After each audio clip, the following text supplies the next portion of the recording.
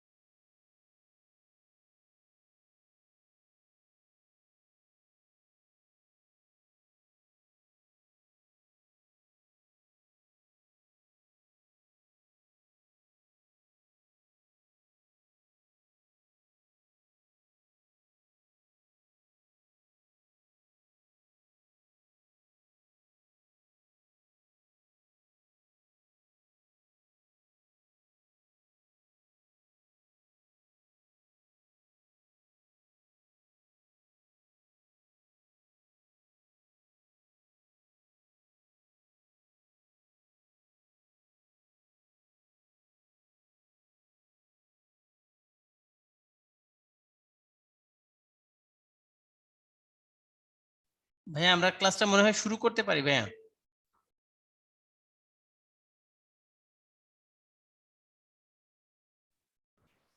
ওকে সোহেল ভাই, পার্টিসিপেন্ট যারা আছেন আমাকে কি ক্লিয়ারলি শোনা যায়? কাইন্ডলি একটু চ্যাট বক্সে রেসপন্ড করবেন।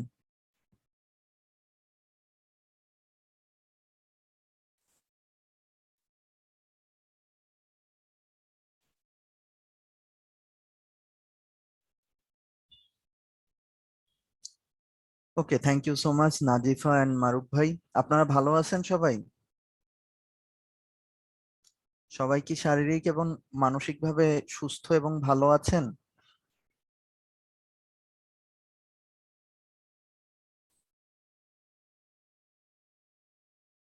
হ্যালো। আলহামদুলিল্লাহ। আচ্ছা, আপনার বাংলায় টাইপ টাইপ করতে করতে অনেক টাইম লাগিয়ে ফেলেছেন।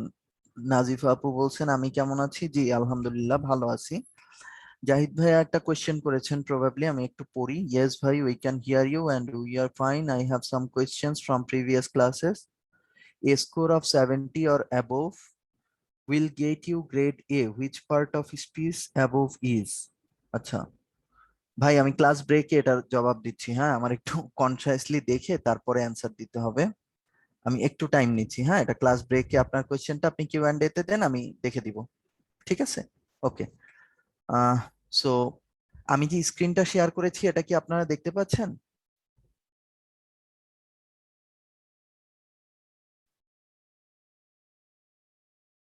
স্ক্রিনটা কি দেখা যাচ্ছে? ওকে। সো আপনারা অলরেডি বুঝতে পারছেন যে আজকে আমরা যে টপিকটা নিয়ে কথা বলবো সেটা হচ্ছে সামারি রাইটিং। এবং যেহেতু আপনারা দুইটা হচ্ছে ফুল এক্সাম দিয়েছেন, পেপার 1 এর উপরে। সো অলরেডি আপনারা সামারি রাইটিং রিলেটেড যে জিনিসগুলো জানেন বা যেভাবে প্র্যাকটিস করেন, ওইটার আউটকাম কিভাবে আসতে পারে ওইটা হয়তো বা এক্সামের খাতা দেখে আপনারা কিছুটা উপলব্ধি করতে পেরেছেন। এবং যে যে গ্রাউন্ডগুলোতে আরেকটু হয়তো বা ইমপ্রুভ করানোর সুযোগ আছে, ওই জিনিসগুলোই আমি আজকে ক্লাসে ডিসকাস করব। সো ফার্স্ট যে জিনিসটা আমি জানতে চাচ্ছি আপনাদের কাছে, আজকে যে টপিকটা এটা খুব ছোট একটা টপিক। আপনারা যদি বলেন সেক্ষেত্রে আমি আজকে ক্লাসটা 1.5 ঘন্টার ভেতরে শেষ করে দিব। আর যদি আপনাদের মনে হয় যে না, আপনারা একটু টাইম নিয়ে আস্তে আস্তে আমি লেকচারটা দেই, সেক্ষেত্রে টাইমটা লেন্দি করব। সো আপনারা একটু সাজেশন চ্যাট বক্সে আপনাদের সাজেশনটা দিবেন যে কোনটা আপনারা প্রেফার করবেন। আমি কি শুধুমাত্র যে জিনিসগুলো গো থ্রু করা দরকার ওগুলোই করব, আপনাদের আধা ঘন্টা টাইম সেভ করব, নাকি দেখা গেছে 2 ঘন্টা ব্যাপী লেকচারটা দিব? হ্যাঁ, সো এটা একটু চ্যাট বক্সে বললেন, আমি লেকচারে চলে যাচ্ছি। ফার্স্টেই যে জিনিসটা বলা হয়েছে যে সামারি রাইটিং জিনিসটা কি, এটা নিয়ে কিছু কথাবার্তা বলা হয়েছে। সো চিন্তা করেন যে সামারি রাইটিংটা কেন আমাদের বিসিএস এ পড়ানো হয় এবং এই জিনিসটার অ্যাকচুয়ালি প্রয়োজনটা কি। হ্যাঁ, ধরেন যখন আপনি অ্যাডমিন ক্যাডার বা ফরেন ক্যাডার হবেন তখন কি করতে হবে, ধরেন আপনি দেখা গেছে যে একটা এফটিএ সাইন করাবেন।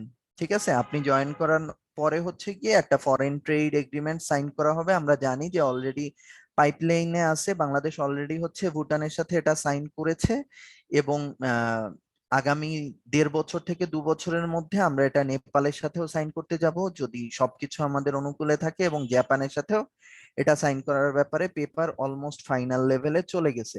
এখন চিন্তা করেন যে আপনি যখন কাজ করবেন জয়নিং লেভেলে অ্যাসিস্ট্যান্ট সেক্রেটারি হিসাবে, সো আপনার কিন্তু দেখা গেছে একটা উইং এ কাজ করতে হবে, এবং একটা উইং এ যখন আপনি কাজ করবেন, এফটিএ যখন আপনি সাইন করাবেন, এখানে মূল এজেন্ডা থাকে কি যে এটার মাধ্যমে কিভাবে আমরা আমাদের ইম্পোর্ট এবং এক্সপোর্টে আরো বেশি গিয়ে প্রফিট করতে পারি।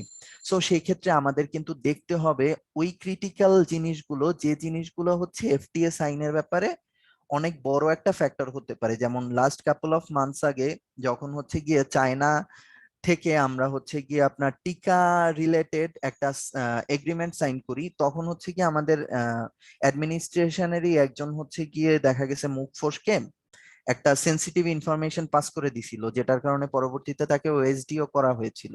সো এই যে পার্টস গুলো, এই যে পলিসি মেকিং এর জায়গাগুলো, এই জায়গাগুলোতে দেখা গেছে যারা জুনিয়র থাকে তারা বড় বড় লেন্দি লেন্দি পেপার গুলো পড়ে, এবং পড়ে তারপরে তাদের ফাইন্ডিংসটা সিনিয়র যারা থাকেন তাদের জন্য প্রেজেন্ট করে। কারণ সিনিয়র যারা থাকেন তারা অনেকগুলো জোন নিয়ে কাজ করেন এবং তাদের পক্ষে ইন্ডিভিজুয়াল প্রত্যেকটা জিনিস খুঁটায় খুঁটায় পড়া পসিবল হয় না।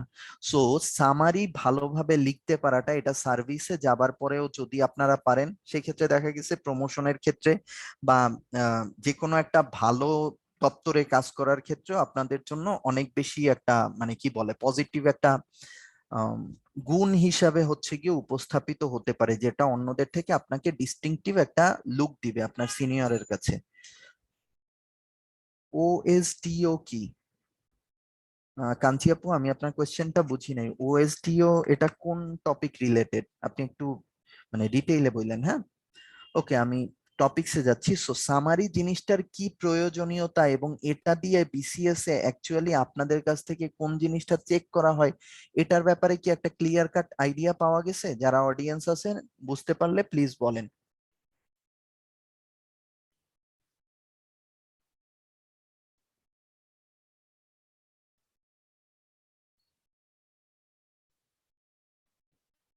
ওএসডিও বলিনি আপু, আমি ওএসডি বলছি। ওএসডি, ওএসডির অ্যাব্রিভিয়েশনটা অন স্পেশাল ডিউটি। বাট এটা নর্মালি করা হয় তখন যখন দেখা গেছে কোনো একজন গভর্নমেন্ট অফিসারকে পানিশমেন্ট টাইপ অফ মানে টাইপ কিছু করা হয়। যদিও এটার দেখা গেছে কিছু পজিটিভ অ্যাসপেক্টও আছে, যেমন 39-এ যেসব মেডিকেল অফিসারদের নেওয়া হয়েছিল, তাদের ভেতর থেকে যাদের ঢাকা পোস্টিং দেওয়া হয়েছিল প্রথমে তাদের ওএসডি করা হয়েছিল। স্বাস্থ্য মন্ত্রণালয়ের মানে স্বাস্থ্য অধিদপ্তরের সাথে তাদের প্রথমে অ্যাটাচমেন্ট দেওয়া হয়েছিল, এবং পরবর্তীতে তাদের যাতে উপজেলায় না যেতে হয় এজন্যই কিন্তু স্বাস্থ্য অধিদপ্তরের সাথে অ্যাটাচমেন্ট দেওয়া হয়েছিল।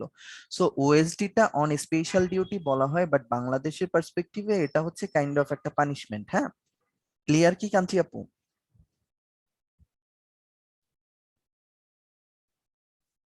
সামারি সামারিটা কি জন্য আমাদের প্রয়োজন, সার্ভিসে গেলে কি ধরনের এটার উপযোগিতা আমরা উপলব্ধি করতে পারি, এই রিলেটেড কোনো ধরনের কনফিউশন থাকলে বলেন, আমি লেকচারটা ফরওয়ার্ডে যাচ্ছি। হ্যাঁ, সো খেয়াল করেন এখানে বলছে summary is a record in a readers own words that gives the main points of a piece of writing such as a newspaper article, the chapter of a book, or even a whole book.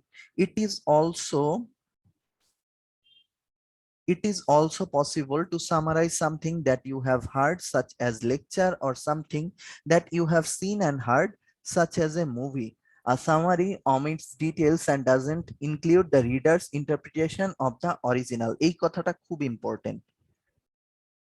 একটা summary হচ্ছে সবসময় বিস্তারিত যে পার্টটা থাকে এটাকে omit করে ফেলে, কিন্তু কখনোই কিন্তু এটা হচ্ছে রিডার্স এর পার্সোনাল ইন্টারপ্রিটেশনটাকে ইনক্লুড করে না।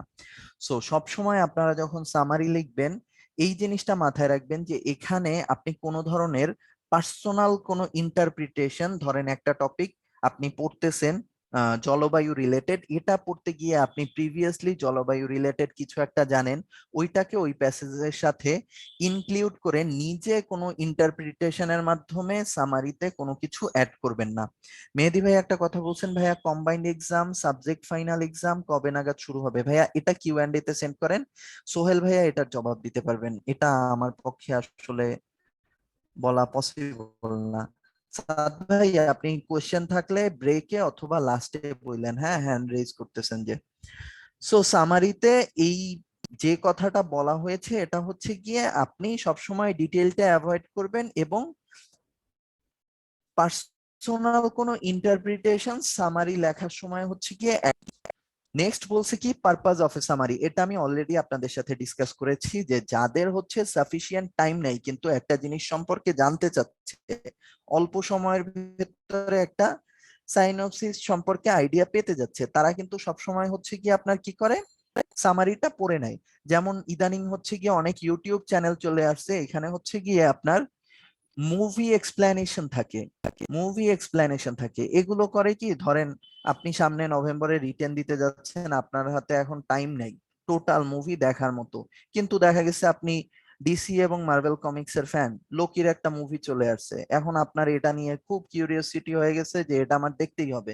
সো যদি আপনি টাইম সেভ করতে চান, আপনি চাইলে একটা 20 মিনিটস এর সামারি আছে মুভি এক্সপ্লেনেশনের বিভিন্ন ইউটিউব চ্যানেলে, ওখানে দেখে অ্যাকচুয়াল মুভি প্লটটা সম্পর্কে জানতে পারবেন। এটাই হচ্ছে আপনার লেখার ক্ষেত্রেও সামারির কাজ। হ্যাঁ, একই জিনিস। এরপরে বলছে কি যে হবে যে আপনি কি সামারাইজ করতে চাচ্ছেন, যে যে জায়গাগুলোতে গুরুত্ব দিতে হবে সামারাইজ করার সময়, এটা হচ্ছে আপনার টাইটেল খেয়াল করতে হবে, হেডিং সাব হেডিং খেয়াল করতে হবে, টেক্সট ফন্ট টাইপ এগুলো আমাদের বিসিএস এ নাই, ফটোজ ইলাস্ট্রেশন গ্রাফ ক্যাপশনস এগুলো আমাদের নাই, সো এগুলা বাদ। বিসিএস এর যে প্যারাগ্রাফটা থাকবে ওখানে আপনি টাইটেলটা খেয়াল করবেন, হেডিং সাব হেডিংস এগুলো খেয়াল করবেন। আমি লাস্ট ক্লাসে যখন লেকচার 14 আপনাদের লেকচারটা ডেলিভারি দিয়েছিলাম তখন কিন্তু বলেছিলাম যে একটা প্যাসেজ যখন আপনি পড়বেন প্রত্যেকটা প্যারা শেষ করেই হচ্ছে গিয়ে এটাকে প্যারাফ্রেজ করবেন on your own words by a single sentence. একটা সিঙ্গেল সেন্টেন্সে আপনি হচ্ছে গিয়ে টোটাল যে প্যারাটা থাকবে ওটাকে প্যারাফ্রেজ করার চেষ্টা করবেন, এবং এই জিনিসটা আপনাকে যে কাজে হেল্প করবে, ধরেন লাস্ট ক্লাসে আমরা দেখেছিলাম যে আমরা একটা সিন কম্প্রিহেনশন করেছিলাম যেটা হচ্ছে গিয়ে 5টা স্লাইডে ইলাস্ট্রেটেড ছিল। সো 5টা স্লাইডে ধরেন আপনার 15টা প্যারা ছিল, 15টা প্যারার জন্য আপনি যদি 15টা সেন্টেন্স লেখেন, দেখেন লিখলে যেটা সুবিধা এটা হচ্ছে গিয়ে আমাদের মস্তিষ্কে যদি একটা জিনিসকে আমরা একটু পার্মানেন্ট মেমোরিতে নিতে চাই, তখন হচ্ছে গিয়ে প্রত্যেকটা জিনিস পড়ার সময় আমার একটু টাইম নিয়ে ওখানে আহ জিনিসটা পড়ে আসা উচিত। সেক্ষেত্রে মস্তিষ্ক করবে কি ওই জিনিসটাকে একটু লং আওয়ার পর্যন্ত মাথায় রাখতে পারবে। সো আপনি যদি একটা জিনিস না লিখে জাস্ট হচ্ছে কি একটা প্যারা পড়ে নিজে নিজে ব্রেইনস্টর্ম করে মাথায় নিয়ে নেন যে না এখানে এটা বলছে, এরপরে যখন আবার আরেকটা প্যারায় আপনি যাবেন তখন যেহেতু দেখা গেছে ওখানে আপনি কিছু লিখেন নাই, তাড়াহুড়া করতে গেছেন, এজন্য আগের যে আপনি অভিব্যক্তিটা তৈরি করছেন পরের প্যারাটা পড়তে গেলে ওই অভিব্যক্তিটা এটার সাথে হচ্ছে গিয়ে ইন্টারলিউড হয়ে জিনিসটা একটু কনফিউজিং হয়ে যেতে পারে। আর সব সময় মনে রাখবেন যে মস্তিষ্কের উপরে যতখানি সম্ভব কম ভরসা করবেন। এটা কিন্তু হুমায়ুন আহমেদের মিসির আলী ক্যারেক্টারের ক্ষেত্রেও বলা হয় যে মস্তিষ্কের উপরে কখনো হচ্ছে গিয়ে বেশি ভরসা করা উচিত না। কারণ দেখা গেছে পরীক্ষার হলে আপনি 2 মিনিট সেভ করার জন্য একটা প্যারার পরে একটা প্যারাফ্রেজাল সেন্টেন্স লিখতে চাচ্ছেন না, পরে দেখা যাবে যে আগের প্যারায় কি পড়ে গেছিলেন ওটা ভুলে গেছেন এক্সাম প্রেশারের কারণে, তখন কিন্তু আবার এসে পুরোটা পড়তে হবে। সো ওই জিনিসটা অ্যাভয়েড করার জন্য প্রত্যেকটা প্যারা যখন পড়বেন একটা লাইনে একটা সেন্টেন্সে হচ্ছে গিয়ে একটা প্যারাফ্রেজ করে যেতে পারেন। নেক্সট বলছে all of this will give you hints about what is most important. যে কথাটা বললাম, আপনি যদি প্রত্যেকটা প্যারার হচ্ছে গিয়ে একটা করে সেন্টেন্স লিখে যান প্যারাফ্রেজ করে, সেই ক্ষেত্রে যখন আপনি 15টা প্যারার জন্য 15টা সেন্টেন্স লিখবেন এবং ওখান থেকে সামারি টানতে যাবেন, তখন বুঝতে পারবেন যে কোন 5টা সেন্টেন্স আপনি লিখবেন এবং কোন জিনিসগুলোকে অ্যাভয়েড করে গেলেও আপনার সামারি অ্যাকচুয়াল মিনিংটা হচ্ছে গিয়ে এক্সামিনারের কাছে পুরোপুরি ফুটিয়ে তুলতে পারবে। আচ্ছা, সামারিতে কোনো টাইটেল দিতে হয় না সালমা আপু, সামারিতে কোনো টাইটেল হয় না। এটা আপনার কোশ্চেনে বলা থাকবে টিল নাও 35 থেকে 40-এর কোশ্চেনে কখনো টাইটেল চায় নাই, যদি চায় তখন দিতে পারেন, বাট 35 থেকে 40-এ কখনো চায় নাই। হ্যাঁ, নেক্সট বলছে read the material and take notes while you are doing it. এটা অলরেডি আমি বলেছি যে যখন হচ্ছে কি আপনি টোটাল সিন কম্প্রিহেনশনটা পড়বেন তখন হচ্ছে কন্টিনিউয়াসলি আপনি অ্যানোটেশন নিতে থাকবেন। অ্যানোটেশন নিবেন কিসের উপরে? ধরেন কোনো একটা এক্সাম্পল আছে, যেমন লাস্ট ক্লাসে আমরা ইকোনমিক গ্লোবালাইজেশন আর হচ্ছে গিয়ে কি টাইপের জানি গ্লোবালাইজেশন দেখেছিলাম, এরপরে G20 রিলেটেড কথাবার্তা দেখেছিলাম। ওখানে ধরেন কোনো একটা এক্সাম্পল আছে, ওই জিনিসটাকে আপনি আন্ডারলাইন করে যেতে পারেন।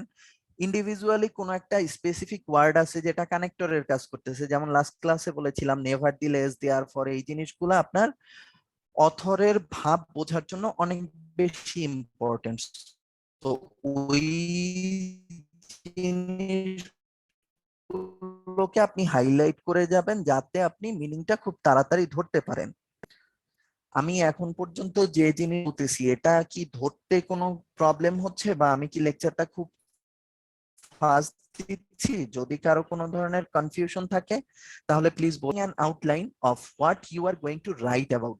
সো ধরেন আপনি টোটাল প্যারাটা পড়ে নিলেন, যখন আপনি সামারি লিখবেন অলরেডি তার আগে আপনি কিছু পোর্শন অ্যান্সার করে আসবেন, যেমন থিমেটিক রাইটিংটা কমপ্লিট করে ফেলবেন তার আগেই। নেক্সট হচ্ছে গিয়ে আপনি সিনোনিম অ্যান্টোনিম রিলেটেড যে সব কোশ্চেন্স আছে সেগুলো অ্যান্সার করে ফেলবেন। সো যতক্ষণে আপনি একটা সিন কম্প্রিহেনশনের জন্য সামারি লিখতে আসবেন অলরেডি তার আগে কিন্তু ওই প্যাসেজটা সম্পর্কে আপনি একটা ক্লিয়ার কাট আইডিয়া ক্রিয়েট করে ফেলবেন।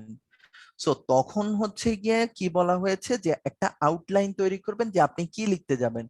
সো প্রিভিয়াসলিও আমি বলছি যে সামারি লেখার জন্য আপনি অলমোস্ট 20 মিনিটস টাইম পাবেন এবং 20 মিনিটস বসে ধরেন 5টা সেন্টেন্সই আপনি লিখবেন, তার মানেও কিন্তু আপনি গড়ে প্রতিটা সেন্টেন্স লেখার আগে অ্যারাউন্ড 4 মিনিটস টাইম পাচ্ছেন। সো বেসিক্যালি যখন আপনি আপনার স্ট্রাকচার দ্বারা করায় ফেলবেন তখন তো আসলে আর সামারি লিখতে আপনার 20 মিনিট লাগবে না। এজন্য এভাবে ইন্ডিভিজুয়ালি প্রত্যেকটা সেন্টেন্সের জন্য 4 মিনিট সময় লাগবে এভাবে প্ল্যান না করে আপনি এভাবে করতে পারেন যে প্রথমে 5 মিনিট সময় নিয়ে আপনি কোন কোন জিআরই ওয়ার্ডস ইউজ করবেন ওগুলো ক্লিয়ারলি সেট করে ফেলেন। আপনি একটু ব্রেইন স্টর্ম করেন যে আপনি টোটাল প্যারাগ্রাফটাকে 5টা সেন্টেন্সের ভেতরে এক্সামিনারের কাছে উপস্থাপন করতে চাচ্ছেন এবং আপনার লেখায় যদি হচ্ছে গিয়ে প্রাঞ্জলতা ধরে রাখতে হয় তাহলে আপনার কি করতে হবে?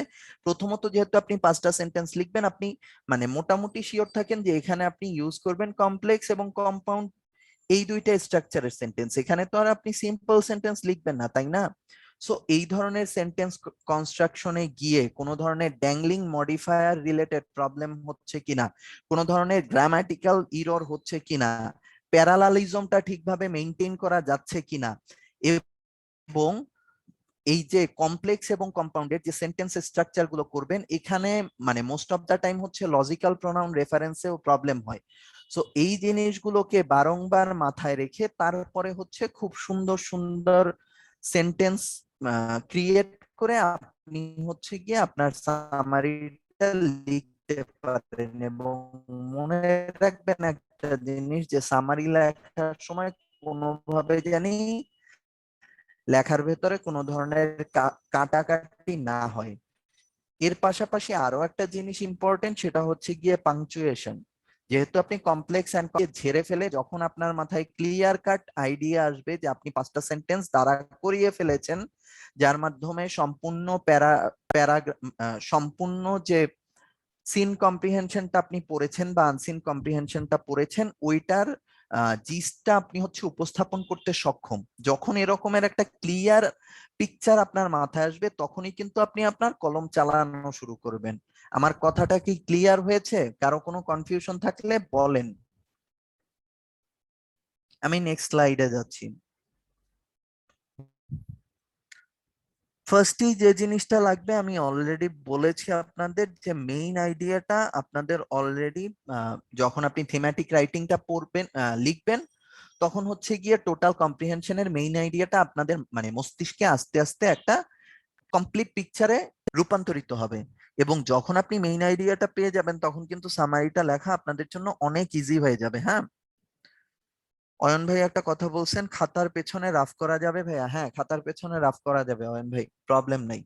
বাট আমার সাজেশন হচ্ছে আপনি খাতার পেছনে রাফ করবেন না, আপনি একটু স্মার্টলি করবেন। আপনি হচ্ছে একটা লুজ শিট নেবেন, হ্যাঁ, এবং লুজ শিট নিয়ে ওইটাই হচ্ছে আপনি রাফ করবেন। এবং যখন আপনি হচ্ছে গিয়ে আপনার পেপার জমা দিয়ে দিবেন, তখন হচ্ছে ওই পেপারটা বাদ দিয়ে দিবেন।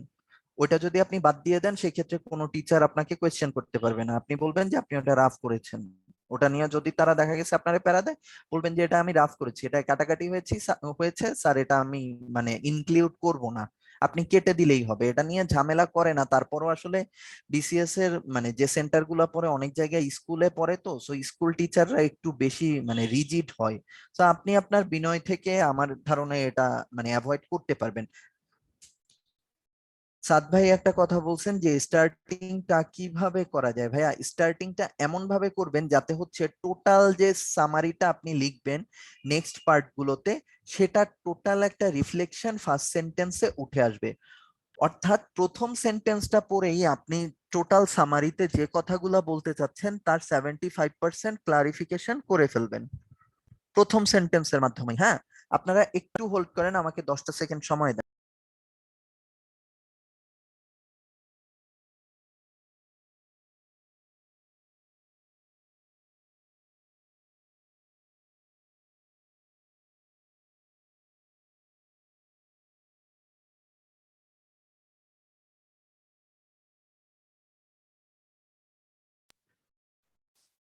সরি গাইস, আমি একটু ব্রেক নিয়েছিলাম। যাই হোক, আমি আবার রিজিউম করি লেকচারটা।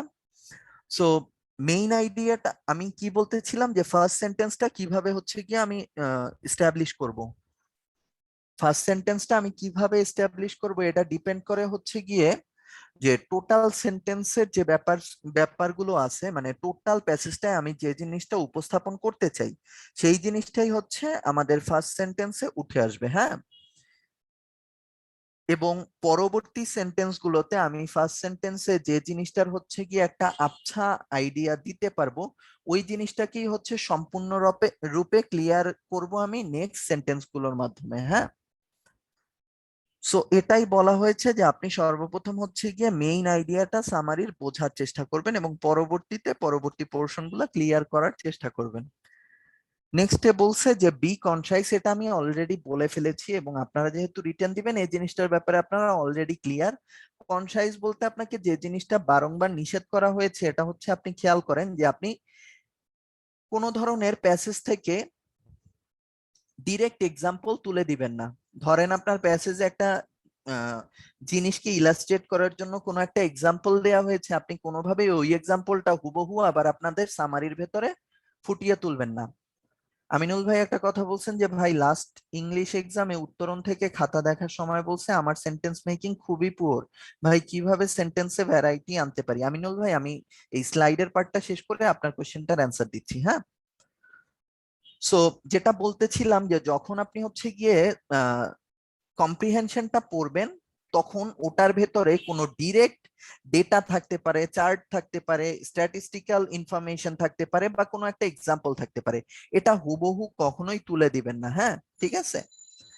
নেক্সট বলছে যে আপনার অবশ্যই মানে এ ব্যাপারে ক্লিয়ার একটা আন্ডারস্ট্যান্ডিং থাকতে হবে যে আপনি কি বলতে চাচ্ছেন, কখনোই অ্যাম্বিগুয়াস ওয়ার্ডে কোনো কথা বলবেন না, হ্যাঁ।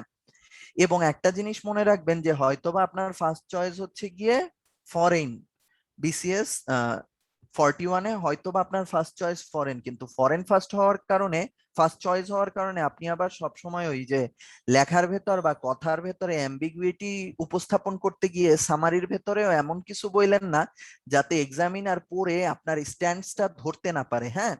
এখানে আপনি যে ধরনেরই সামারি টানবেন ওখান থেকে যাতে যে কেউ পড়লে একটা ক্লিয়ার আইডিয়া পেতে পারে যে আপনি কি বলতে চেয়েছেন, এবং এখানে অবশ্যই সিম্পল ইংলিশে হচ্ছে আপনার যে টপিকটা এটা উপস্থাপন করার চেষ্টা করবেন। নেক্সট বলছে follow the same order that the information is presented in the original material. জিনিসটা কিরকম হতে পারে, ধরেন আপনার একটা একটা কম্প্রিহেনশন আসছে যেটা হচ্ছে গিয়ে হিস্ট্রি রিলেটেড। এখন হিস্ট্রি রিলেটেড কোনো একটা জিনিস যদি হয়, ধরেন দেখা গেছে কি হইতে পারে, ইন্ডাস্ট্রিয়াল রেভলিউশন রিলেটেড একটা টপিকস আসছে। এখন ইন্ডাস্ট্রিয়াল রেভলিউশন রিলেটেড যখন কথা আসছে তখন দেখা গেছে ওই যে ইংল্যান্ডে কখন বাষ্পীয় ইঞ্জিন আবিষ্কার হয়েছে, কলোনিয়ালাইজেশনের কি ইম্প্যাক্ট ছিল এর উপরে, এবং পোস্ট মডার্ন ইন্ডাস্ট্রিয়ালাইজেশন কিভাবে হইতেছে, তারপরে ফোর্থ ইন্ডাস্ট্রিয়ালাইজেশনে আমরা কিভাবে হচ্ছে গিয়ে কি বলে আপনার এটারে যে অটো অটোমেশনের উপরে অনেক বেশি প্রায়োরিটি দিচ্ছি। সো আপনি নোটিস করবেন যে এখানে সবকিছুকে হচ্ছে গিয়ে একটা টাইম ফ্রেমের ক্রোনোলজির মাধ্যমে উপস্থাপন করা করা হয়েছে। সো যখন আপনি এ ধরনের একটা প্যাসেজের আবার সামারি করতে যাবেন, ঠিক যেভাবে এখানে ক্রোনোলজিক্যালি জিনিসটা উপস্থাপন করা ছিল ওভাবে লেখাটাই ভালো। কিন্তু যদি আপনি মনে করেন যে না, এভাবে সম্পূর্ণ জিনিসটা উপস্থাপন করতে গেলে অনেক বেশি ওয়ার্ডই হয়ে যেতে পারে, সেক্ষেত্রে আপনি কি করবেন, আপনি এভাবে না করে তখন হচ্ছে গিয়ে আপনার মতো করে জিনিসটার একটা জিস্ট টানবেন এবং নিজের ভাষায় হচ্ছে গিয়ে তখন টোটাল জিনিসটা লিখতে পারেন। সেক্ষেত্রে ক্রোনোলজিক্যাল অর্ডার ফলো করার যে রুলসটা আমি বললাম এটা আপনি চাইলে অ্যাভয়েডও করতে পারেন। এখানে যে কথাটা বলছি এটা খুব ইম্পর্টেন্ট, আপনারা ক্লিয়ারলি বুঝতে পারছেন কি? ধরেন 35-এ কোশ্চেন আসছিল ই রিলেটেড, বঙ্গবন্ধু স্যাটেলাইট রিলেটেড। এখন বঙ্গবন্ধু স্যাটেলাইট রিলেটেড আপনি যখন দেখা গেছে যে একটা সামারি লিখতে যাবেন তখন ট্রান্সপন্ডার কখন এস্টাবলিশ করা হয়েছে বা কত ডিগ্রিতে এস্টাবলিশ করা হয়েছে, এরপরে মিডিয়া স্যাটেলাইট হিসাবে এর কাছ থেকে আমরা কি কি অ্যাডভান্টেজ পাবো, এই জিনিসগুলোকে আপনার ক্রোনোলজিক্যালি লিখতে হবে। নট লাইক দ্যাট, আপনি ঠিক সেভাবেই লিখবেন যখন হচ্ছে গিয়ে এই টপিকটা নিয়ে আপনি আপনার ফ্রেন্ডের সাথে আড্ডা দিতে গেলে ফ্রেন্ডকে যেভাবে বললে ফ্রেন্ড জিনিসটা সম্পর্কে আইডিয়া পেত, ঠিক একইভাবে এই জিনিসটাকে আপনারা রাইটিং এ উপস্থাপন করতে পারেন। অর্থাৎ শুরুতে আপনি অ্যাডভান্টেজ বললে তো লাভ নাই, প্রথমে অবশ্যই আপনাকে বঙ্গবন্ধু স্যাটেলাইটটা কি এটা সম্পর্কে একটা ব্রিফ আইডিয়া দিতে হবে।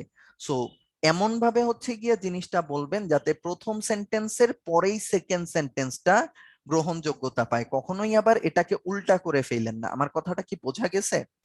অয়ন ভাই একটা কোশ্চেন করছেন যে ভাইয়া কোনো প্রিসাইজ ডেটা কি লেখা যাবে সামারিতে, লাইক যদি জিডিপি নিয়ে কোনো কম্প্রিহেনশন আসে তখন জিডিপি পার্সেন্টেজটা কি সামারিতে মেনশন করতে পারবো? অয়ন ভাই আপনি মেনশন করতে পারবেন, তারপরও মেনশন না করলেও চলে, মেনশন না করাটা বেটার। যদি আপনি করতে চান, ধরেন ম্যাক্রো ইকোনমি রিলেটেড একটা টপিকস আসছে, হ্যাঁ, ম্যাক্রো ইকোনমি রিলেটেড যখন একটা টপিকস এসেছে এর ভেতরে দেখা গেছে জিডিপির ব্যাপার আসছে, ইনকাম ইনইকুয়ালিটির ব্যাপার আসছে, সোশ্যাল স্ট্যাবিলিটির কথা আসছে, এরপরে বিজনেস ফ্রেন্ডলি ইন্ডেক্সে বাংলাদেশের পজিশন কত, এগুলো সব চলে আসছে। সো এখানে যখন অনেকগুলা ইন্ডেক্স চলে আসছে তখন দেখা গেছে সেখান থেকে যে কোনো একটা ইন্ডেক্স আপনি ব্যবহার করতে পারেন। বাট যেটা কথা এটা হচ্ছে গিয়ে শুধুমাত্র টোটাল জিনিসটার প্রিসাইজ আইডিয়া দেওয়ার জন্য আপনার যদি মনে হয় যে এই জিনিসটা মানে ইনক্লুড করাটা অনেক necessary, in that case in that case you could add that. কোনোভাবেই যাতে না মনে হয় যে আপনি প্যাসেজ থেকে এটাকে সরাসরি তুলে দিয়েছেন। আমার কথাটা ক্লিয়ার হয়েছে কিনা অয়ন ভাই বললেন? আপনারা কোনো রেসপন্স করতেছেন না, সো আমি আসলে বুঝতেছি না যে ক্লাসটা আপনারা ধরতে পারতেছেন কিনা। আমি তো শুধু স্লাইড গুলো পড়ে পড়ে যাচ্ছি, কোনো কনফিউশন থাকলে বললেন, হ্যাঁ।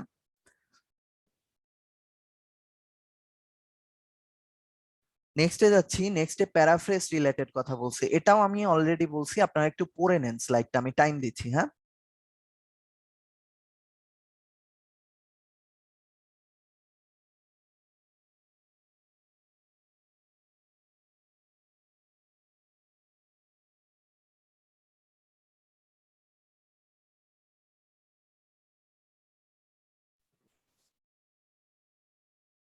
দেখেন ওই জিনিসগুলাই বলছে, যে জিনিসটা আমি বলছি, যে আপনি ডিরেক্ট কোনো কোর্স উপস্থাপন করেন না, কপি পেস্ট করেন না, যাতে জিনিসটা প্লেজিয়ারাইজিং টাইপ মনে হয়। হ্যাঁ, যে সরাসরি প্যাসেজ থেকে একটা ডিরেক্ট আইডিয়া নিয়ে লিখে দিয়েন না, আপনার নিজের ভাষায় যে কোনো জিনিস উপস্থাপন করার চেষ্টা করবেন।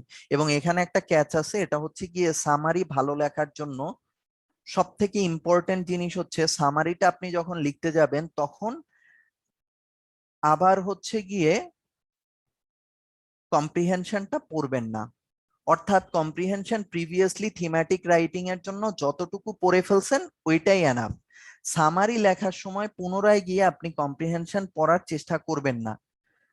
যদি কম্প্রিহেনশন পড়েন তাহলে দেখবেন যে ইন্ডিভিজুয়াল জায়গাগুলোতে আপনি হচ্ছে গিয়ে অনেক বেশি জোর দিচ্ছেন, কিন্তু টোটাল যে ক্লিয়ার কাট আইডিয়াটা পেয়েছিলেন ওই জিনিসটার ভেতরে একটা বাগড়া দিবে আবার গিয়ে তখন কম্প্রিহেনশনটা পড়লে। হ্যাঁ, সো সামারি লেখার আগেই টোটাল প্যাসেজটা আপনি বুঝেছেন কিনা একটু চোখ বন্ধ করে পরীক্ষার হলে নিজে নিজের মানে নিজে নিজের যে সেকেন্ড পার্সোনালিটি থাকে তার সাথে কথা বলে বলে ক্লিয়ার হয়ে নেবেন যে এই প্যাসেজের সামারিটা এরকম হতে পারে। বারবার ব্রেইন স্টর্মিং করবেন পরীক্ষার হলে, সেক্ষেত্রে লেখার কোয়ালিটি ভালো হবে।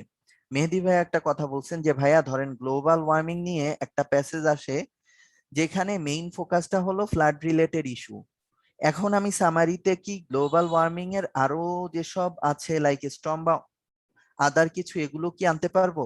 ভাইয়া যদি স্টর্ম বা অন্যান্য বিষয় ওই যে কম্প্রিহেনশনে উল্লেখ না থাকে তাহলে আপনি কোনোভাবেই ওটা লিখতে পারবেন না। আমি আগেও বলেছি আবার বলতেছি যে আপনারা কোনো পার্সোনাল ইন্টারপ্রিটেশন কোনো ধরনের কম্প্রিহেনশনের সামারি লেখার ক্ষেত্রে অ্যাড করতে পারবেন না। অর্থাৎ যা যা পড়ছেন ঠিক তত, মানে কম্প্রিহেনশনের ভেতর থেকে যা যা পড়েছেন ঠিক ওই জিনিসগুলোকেই উপস্থাপন করবেন।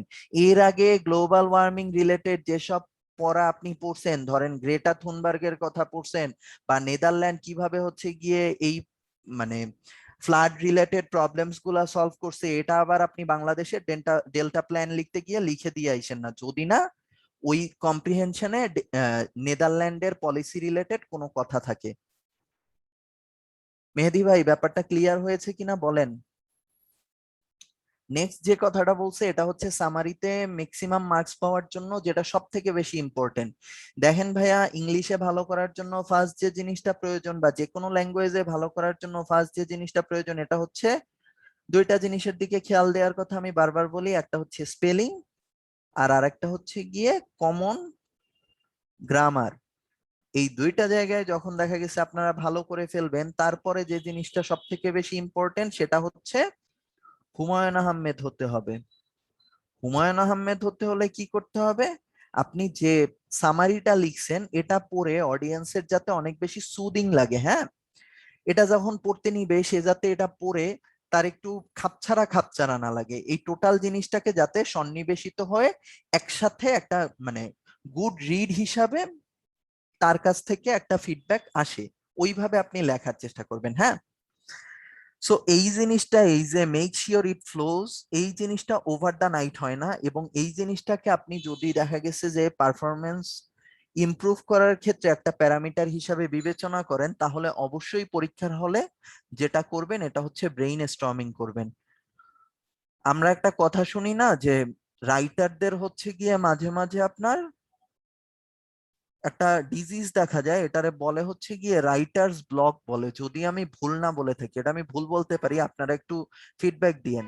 এটা হচ্ছে আমি ওই কোনো একটা রাইটারের লেখায় পড়েছিলাম যে মাঝে মাঝে তারা হচ্ছে গিয়ে লিখতে লিখতে এমন একটা ফেস আসে যখন সে মানে তার মাথায় অনেক কিছু আসে কিন্তু কলম আর চলে না, ওই জিনিসটাকে হচ্ছে রাইটার্স ব্লক বলে। সো এরকমের একটা সিনারিও কেন হয়? দেখেন চিন্তা করে যে রাইটার্সরা কিন্তু অনেক বেশি কল্পনা শক্তি প্রবণ হয়, এবং কোনো একটা জিনিসে তারা যখন কলম চালানো শুরু করে আস্তে আস্তে টোটাল আইডিয়াটা তাদের সামনে মানে যে কোনো একটা টপিক রিলেটেড টোটাল আইডিয়াটা তাদের সামনে আস্তে আস্তে ম্যাটেরিয়ালাইজ হওয়া শুরু করে, এবং এক্ষেত্রে যেটা হয় যে অনেক সময় নিয়েও তারা যখন ক্লিয়ার আইডিয়াটা একটু লেখে আবার কেটে ফেলে এরকম করে। যেমন আপনারা হয়তো বা দেখছেন যে দৃশ্যম নামে একটা মুভি হয়েছিল মালায়ালাম ইন্ডাস্ট্রিতে। এই মুভিটা মানে যারা দেখেছেন হয়তোবা অনেকে বলিউডের যে অজয় দেবগান যে ভার্সনটা করছে ওইটা হয়তোবা দেখছেন। আপনারা কি দেখছেন? তাহলে আমি বলবো টপিকটা, মানে আমার মাথায় জাস্ট আসলো এই রিলেটেড একটা এক্সাম্পল। আচ্ছা, শুধু অয়ন ভাই দেখছেন, আর কেউ দেখেন নাই? আপনারা সারাদিন পড়াশোনা করেন, মুভি টুভি দেখেন না? আপনারা শুধু পড়াশোনাই করেন, মুভি টুভি দেখেন না, এই হচ্ছে অবস্থা। দেশের অবস্থা তো তাহলে ভয়াবহ। সামনে যারা ক্যাডার হবে এরা সারাদিন দেখা গেছে অফিস করবে, আর কোনো কাজ বাজ করবে না। আচ্ছা যাই হোক, অনেকেই দেখেছেন, রেসপন্ড করতে হয়তো বা টাইম নিছেন। ওকে, সো আমি যেটা বলতে চাচ্ছি, এটার যে হচ্ছে ডিরেক্টর ছিল, সে কিন্তু ফার্স্ট মুভিটা করার পরে প্রায় 4 বছর টাইম নিছে সেকেন্ড যে পার্টটা, ওই জিনিসটা প্রিপেয়ার করার জন্য প্রায় 4 বছর সময় নিছে। রিজনটা কি আপনি একটু চিন্তা করেন। ম্যাক্সিমাম টাইম যখন একটা মুভির হচ্ছে গিয়ে আমরা কি করি, এটারে কি জানি বলে, একটা মুভির পরে আরেকটাকে, এটার স্টোরি যখন আমরা এক্সটেন্ড করে আরেকটা মুভি বানাই, এটারে কি জানি বলে, ভুলে গেছি ওয়ার্ডটা। সিকুয়েল। হ্যাঁ, যখন হচ্ছে কি আমরা একটা সিকুয়েল তৈরি করি তখন কি হয়, প্রথমটা যে হাইপে উঠে যায় ওই স্ট্যান্ডার্ডে আমরা আর ধরে রাখতে পারি না, তখন আমাদের মাইন্ডসেট হয়ে যায় অনেক বেশি কমার্শিয়াল সাকসেসের দিকে। যে দেখা গেছে নাও ইউ সি মি, এই মুভিটা হয়তোবা আপনারা দেখেছেন, এটার ফার্স্ট যে পার্টটা এটা আমার কাছে অনেক ভাল লাগছে, অনেক অসাধারণ লাগছে, বাট সেকেন্ড পার্টটা কিন্তু অত ভাল লাগে না। আবার ধরেন গেম অফ থ্রোনস, আমরা অনেকেই গেম অফ থ্রোনস এর দেখা গেছে যে অন্ধভক্ত ছিলাম, কিন্তু যখন এটার সিজন 8 আসছে তখন আমাদের মনে হয়েছে যে একটা গাঁজাখুরি শেষ করে দিছে এটার। আবার রিসেন্টলি লুসিফারও শেষ করলো, লুসিফার নামে একটা সিরিজ, ওটাও দেখলাম যারা হচ্ছে কি ওটার হার্ডকোর ফ্যান তারা বলছে যে ডিরেক্টর হচ্ছে একটা ভ্যাবাচ্যাকা মার্কা, শেষ করছে। কিন্তু আমরাই আবার অনেকেই কিন্তু ব্রেকিং ব্যাড দেখছি, ওইটার লাস্ট সিজনটা কিন্তু অসাধারণ ছিল। সো এই যে অসাধারণ একটা জিনিস তৈরি হয়েছে, এটার পেছনে রিজন হচ্ছে ডিরেক্টরের একটা সাইকোলজি ছিল, যে সে হচ্ছে কি একটা পারফেক্ট জিনিস উপস্থাপন করবে, এবং এই জন্য সে টাইম কনস্ট্রেন্ট কোনো ধরনের একটা, মানে ওই যে গাঁজাখুরি টাইপ একটা এন্ডিং কখনো টানতে চায় নাই।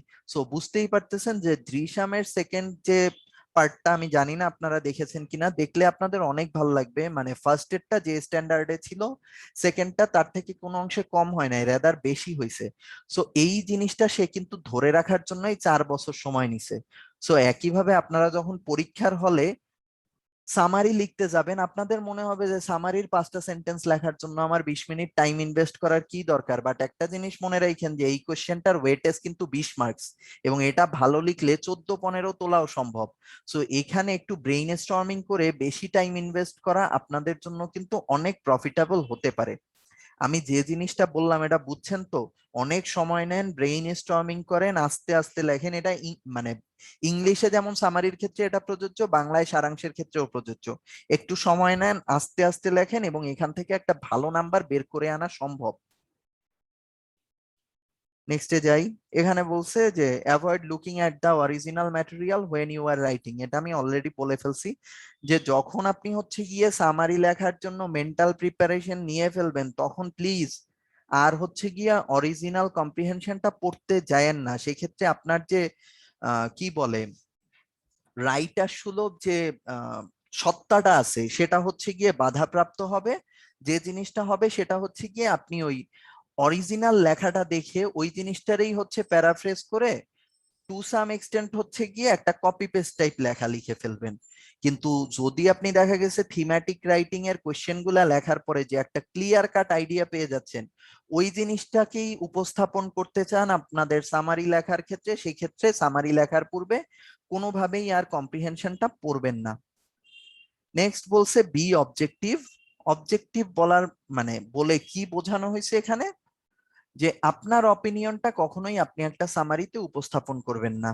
আপনি কি করবেন, প্যাসেজে যে জিনিসটা আছে ঠিক ওই জিনিসটাকেই ফুটিয়ে তোলার চেষ্টা করবেন। যেমন একটা ভাইয়া অলরেডি কোয়েশ্চেন করেছিলেন, গ্লোবাল ওয়ার্মিং রিলেটেড একটা কোয়েশ্চেন আসছে, সেখানে দেখা গেছে ফ্লাড রিলেটেড কোনো কথাবার্তা নাই, বাট আপনি ফ্লাড রিলেটেড আপনার ওন অপিনিয়ন বা পার্সোনাল ইন্টারপ্রিটেশন হচ্ছে গিয়ে সামারিতে অ্যাড করে দিচ্ছেন।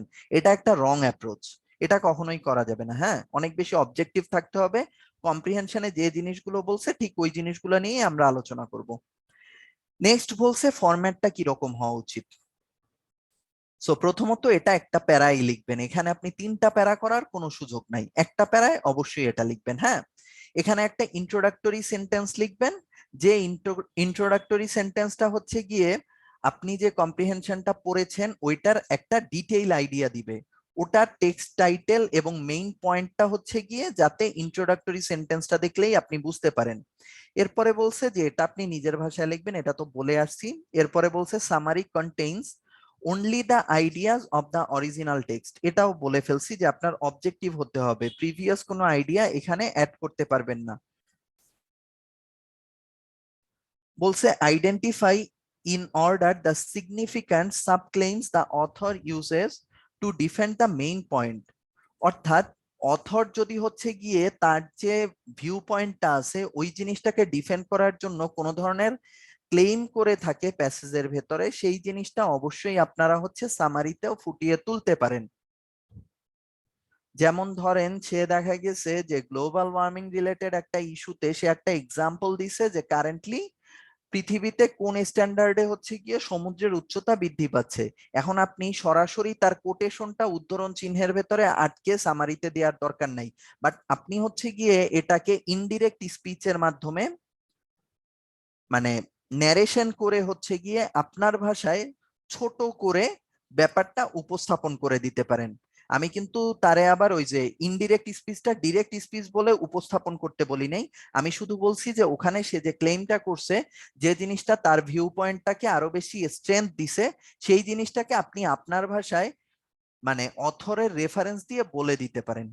ঠিক আছে, এরপরে বলছে যে ওয়ার্ড টু ওয়ার্ড কপি করার কোনোই মানে প্রয়োজন নাই, এটা অলরেডি আমি বলে ফেলছি, এটা নিয়ে কোনো কনফিউশন থাকার কথা না। আরো দেখেন ফরম্যাট রিলেটেড কিছু কথা বলছে যে cite is passage by first signaling the word and the author put quotation marks around the passage you choose and put the number of the paragraph where the passages can be found immediately after the passage। অর্থাৎ যখন আপনি প্যাসেজটা পড়ে আসবেন তখন এই জিনিসগুলা এই জিনিসগুলা হচ্ছে গিয়ে করে আসতে পারেন আপনার সামারি রাইটিং এর ক্ষেত্রে, যাতে কোনো প্যারা না হয় ওই জন্য। ঠিক আছে, এরপরে বলছে কি using source material from the essay is important, why, because defending claims with the source material is what you will be asked to do when writing papers for your college professors। এই কথাটাও একটু চিন্তা করেন যে ধরেন দেখা গেছে বাংলাদেশের ফ্লাড কন্ট্রোল রিলেটেড একটা আছে আপনার কম্প্রিহেনশন আসছে, এবং এই ফ্লাড কন্ট্রোলের কম্প্রিহেনশনের ভেতরে দেখা গেছে যে বাংলাদেশের পানি উন্নয়ন বোর্ডের কোনো একটা সার্ভে রিপোর্ট দিয়ে দিছে বা বুয়েটের কোনো একটা রিপোর্ট ওখানে উপস্থাপন করে দেয়া হয়ে গেছে। সো আপনি যখন দেখা গেছে সামারিটা লিখবেন তখন ওই সার্ভে রিপোর্টের জিস্টটা হচ্ছে একটা সেন্টেন্সের মাধ্যমে উপস্থাপন করে দিতে পারেন। বা দেখা গেছে ইকোনমি রিলেটেড কোনো একটা জিনিস লেখা হয়েছে, সেখানে দেখা গেছে যে রেহমান সোবাহানের একটা কোড থাকতে পারে, বা দেখা গেছে আবুল মনসুর আহমেদের একটা কোড থাকতে পারে। সো ওই যে জিনিসটা সে বলছে ওইটাকে আপনি তার নাম মেনশন করে দেখা গেছে ডিরেক্ট স্পিচে উপস্থাপন করে দিতে পারেন। আর সব সময় হচ্ছে সামারির যে লাস্ট সেন্টেন্সটা লিখবেন ওখানে একটা র্যাপ আপ করবেন, যেটার মাধ্যমে দেখা গেছে টোটাল যে কম্প্রিহেনশনটা আপনি লিখেছেন, সরি টোটাল যে কম্প্রিহেনশনটা আপনি পড়েছেন ওইটার একটা রিফ্লেকশন লাস্ট সামারিতে চলে আসে। অর্থাৎ যদি কম্প্রিহেনশনটা পড়ে আপনার মনে হয় যে অথর হচ্ছে গিয়ে কোনো একটা ডিরেক্ট স্ট্যান্ড নিয়েছে, সেটা পজিটিভও হতে পারে কোনো একটা স্টেটমেন্টের বা নেগেটিভও হতে পারে, তাহলে অবশ্যই হচ্ছে গিয়ে আপনি অথরের ভিউ পয়েন্টটাও আপনার সামারির লাস্ট সেন্টেন্সের ভেতরে কনক্লুশনে অ্যাড করে দিতে পারেন। সো এই হচ্ছে গিয়ে সামারি লেখার যে প্রোজ এন্ড কনস গুলো আছে সেটার একদম ইলাবোরেটিভ আলোচনা। আপনাদের সামারি রাইটিং নিয়ে কোনো ধরনের কনফিউশন এখনো যদি থাকে তাহলে বলেন। আমিনুল ভাই সম্ভবত কিছু কোয়েশ্চেন করেছিলেন, আমি সেই পার্টটার অ্যান্সার দিচ্ছি। এর ভেতরে আপনাদের যদি কোনো ধরনের কোয়েশ্চেন থাকে সেই জিনিসগুলো আপনারা চ্যাট বক্সে বলতে পারেন। এরপরে আমরা স্যাম্পল প্র্যাকটিসে চলে যাব। হ্যাঁ, সো আমিনুল ভাই বলেছিলেন যে আপনাকে বলা হয়েছে যে আপনার সেন্টেন্স কনস্ট্রাকশনটা আরেকটু ইমপ্রুভ করতে। সো এই জিনিসটা হয়েছে কি ভাইয়া, যে যখন আপনি সামারি রাইটিং করবেন তখন হচ্ছে কি আপনি সবসময় কমপ্লেক্স এবং কম্পাউন্ড এই দুইটা কনস্ট্রাকশনে হচ্ছে গিয়ে সেন্টেন্স লিখবেন। সিম্পলে লেখার খুব একটা দরকার নাই, কারণ সামারি রাইটিং আমরা নর্মালি লিখি কয়টা, 4টা থেকে 5টা সেন্টেন্স লিখি, এবং এখানে যদি আপনি সিম্পল সেন্টেন্স লেখেন তাহলে কিন্তু সাইজ অনেক ছোট হয়ে যাবে এবং টোটাল যে আইডিয়াটা সেটা আপনি উপস্থাপন করতে পারবেন না। এখন কমপ্লেক্স সেন্টেন্স লেখার জন্য বা কম্পাউন্ড সেন্টেন্স ভালোভাবে লেখার জন্য আপনার যে যে জিনিসগুলো দরকার এগুলো হচ্ছে কি আপনি পড়ে আসছেন অলরেডি, যে ক্লজের কনস্ট্রাকশন পড়ছেন, তারপরে দেখা গেছে রিলেটিভ প্রোনাউন কিভাবে ইউজ করতে হয়, অর্থাৎ হোয়াট দ্যাট এগুলা কিভাবে ইউজ করতে হয়, হুজ টুজ, এগুলো ভালোভাবে যদি আপনি ইউজ করতে পারেন এবং যখন হচ্ছে গিয়ে আপনি টোটাল মানে কম্প্রিহেনশনটা পড়ে আপনার ভাষায় একটু ব্রেইন স্টর্মিং করে রাখেন, একটু সাফিসিয়েন্ট টাইম দিয়ে কমপ্লেক্স এবং কম্পাউন্ডেড সেন্টেন্স গুলো ফর্ম করেন, সবগুলো কমপ্লেক্সেও করবেন না বাট সবগুলো কম্পাউন্ডেও করবেন না। ধরেন প্রথমটা কমপ্লেক্সে করলেন, সেকেন্ডটা কম্পাউন্ডে করলেন। এবং আরো যে জিনিসগুলাই কনফিউশন হয় আমি শুরুতেই বলছি, যেমন লজিক্যাল প্রোনাউন রেফারেন্সে প্রবলেম হতে পারে, কারণ এখানে আমাদের টার্গেট থাকে যে জিনিসটাকে হচ্ছে কনসাইজ ওয়েতে প্রেজেন্ট করব। এজন্য প্রোনাউন রেফার করতে গিয়ে আমরা একটা ভুল করতে পারি, সো ওই জিনিসটাকে হচ্ছে অ্যাভয়েড করার চেষ্টা করব। এরপরে হচ্ছে আর কি আছে, নন রেস্ট্রিকটিভ ক্লজের ব্যবহার বাড়াতে পারি।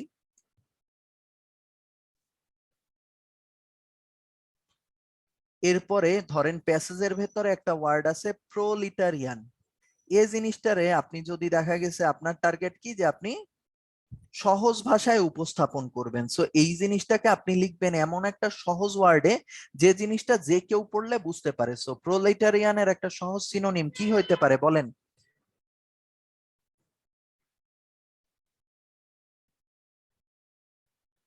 শিহাব ভাই যেটা বলছেন ভাইয়া, রিডিং কম্প্রিহেনশনে প্যাসেজ পড়া কমপ্লিট হলে থিমেটিক কোশ্চেন অ্যান্সার আগে করবেন না সামারি আগে লিখবেন? ভাইয়া আমি যে কাজটা করি, আমি আমার স্ট্র্যাটেজিটা আপনারা বলতে পারি, বাট এটা যে কোনো ধরনের রিজিড একটা স্ট্র্যাটেজি এরকম না। হ্যাঁ, আমি যেটা করি আমি হচ্ছে গিয়ে প্রথমেই আপনার সিনোনিম অ্যান্টোনিম পার্ট অ্যান্সার করি, পার্টস অফ স্পিচ অ্যান্সার করি, এরপরে হচ্ছে গিয়ে সেন্টেন্স মেকিং পার্টটা অ্যান্সার করি, অর্থাৎ ভোক্যাব পার্টটা আমি শুরুতে অ্যান্সার করি, দেন আমি থিমেটিক পার্টটা অ্যান্সার করি, দেন হচ্ছে গিয়ে আমি সামারিটা অ্যান্সার করি, আর লাস্টে হচ্ছে গিয়ে আমি যেটা করি এটা হচ্ছে গিয়ে আপনার ওই যে লেটারটা লিখি। এটা করার পরে এরপরে আমি হচ্ছে গিয়ে ট্রান্সলেশন পার্টে যাই এবং লাস্টে কম্পোজিশন লিখি। আচ্ছা, সালমা আপু বলছেন ভাইয়া আপনি যে বলেছেন কম্প্রিহেনশনে যদি আবুল মনসুর আহমেদের কোনো কোটেশন থাকে সেটা অ্যাড করা যাবে, এই বিষয়টি বুঝতে পারিনি। আপু ধরেন আবুল মনসুর আহমেদের একটা কোটেশন আছে, এটা ধরেন ইকোনমি রিলেটেড একটা প্যাসেজ আছে, ওইখানে ধরেন এরকমের একটা কথা আসছে যে বাংলাদেশে তো দেখা গেছে যে এই যে কোভিড টাইমে হচ্ছে গিয়ে আমাদের জিডিপির প্রায় 4.3%, অর্থাৎ কত 1,27,000 কত 1,27,827 এরকম বোধহয় 27,000 কোটি টাকার একটা প্রণোদনা দেয়া হয়েছে।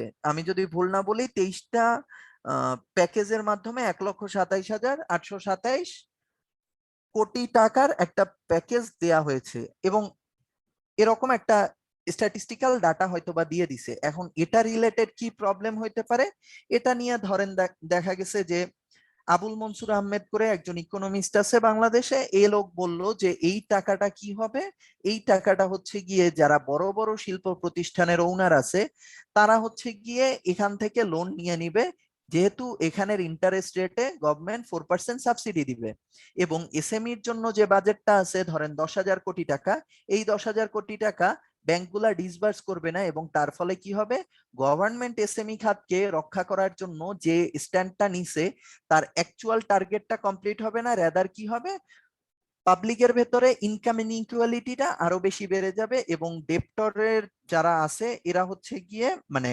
বাংলাদেশের যে টোটাল আছে অ্যামাউন্টটা আছে খেলাপি ঋণের, ওইটা হচ্ছে গিয়ে সময়ের সাথে সাথে আরো বেশি বেড়ে যাবে। দেখেন কতগুলা কথা সে বলছে, এবং এই টোটাল কথাটা সে বলবে কি একটা উদ্ধরণ চিহ্নের মধ্যে এভাবে। এখন আপনার টার্গেট হচ্ছে গিয়ে প্যাসেজে শুধুমাত্র সামারিটা টেনে আনা, সো আপনি তখন করবেন কি, তখন আপনি এটারে ন্যারেশনের মতো করে বলবেন যে অথর কিন্তু এ জায়গায় আবুল মনসুর আহমেদ যে কনক্লিউশনটা টানছে যে এটার মাধ্যমে ইনইকুয়ালিটি বেড়ে যাবে এবং সরকারের যে এজেন্ডা যে এসএমই খাতে যে চ্যালেঞ্জটা কোভিড এর জন্য দেখা যাচ্ছে সেই জিনিসটা তারা সলভ করার চেষ্টা করবে যাতে মানি মার্কেটে সবার হাতে প্রচুর টাকা আসে, সেই টার্গেটটা পূরণ হবে না। এই জিনিসটা জাস্ট আপনি বলে দেবেন কিভাবে, যে ডক্টর মনসুর আহমেদের ভাষ্য মতে যে টার্গেটটা গভর্নমেন্ট করেছিলেন যে এসএমই খাতে আহ, সাধারণ অন্টারপ্রেনিউয়ারদের হাতে প্রচুর টাকা আসবে, সেই লক্ষ্য বাস্তবায়িত হবে না। সো এখানে যে এত কথাবার্তা বলা হয়েছে সেই টোটাল জিনিসটাকে কিন্তু আপনি একটা সেন্টেন্সের মাধ্যমে উপস্থাপন করে ফেললেন, এবং এটার মাধ্যমে অথরের যেটা টার্গেট ছিল যে সে হচ্ছে গিয়ে গভর্নমেন্টের কোভিড পলিসিটারে ক্রিটিসাইজ করতে চেয়েছে, সেটা কিন্তু এখানে কমপ্লিট হয়ে গেল একটা সেন্টেন্সের মাধ্যমেই।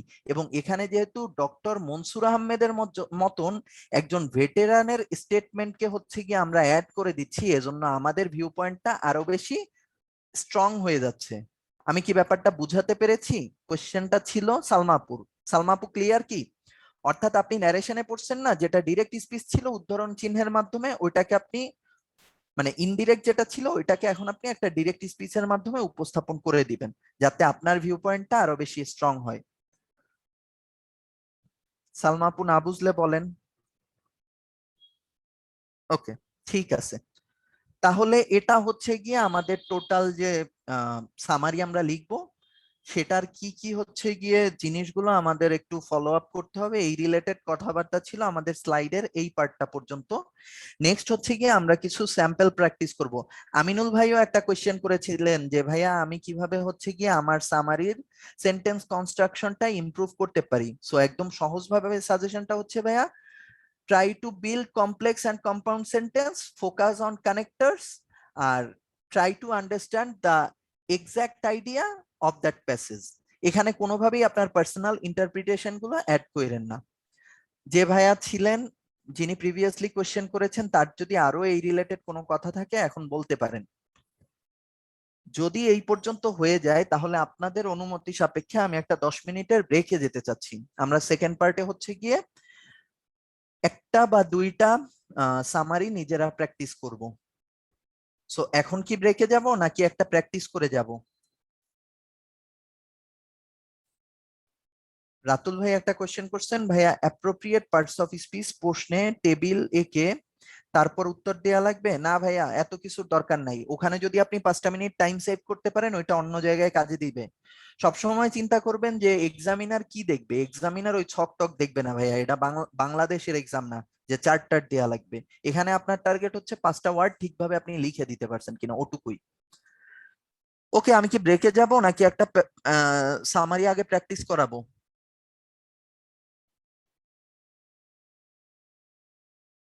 ওকে, দুইজন বলছেন ব্রেক দেন ভাইয়া, অন্যরা কিছু বলবেন? ওকে, তিনজন বলছেন ব্রেক দিতে, আর দুইজনের অ্যান্সার নিব।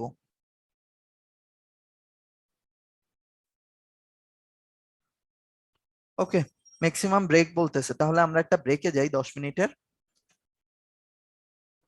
আমরা হচ্ছে 10 মিনিটের একটা ব্রেকে যাব।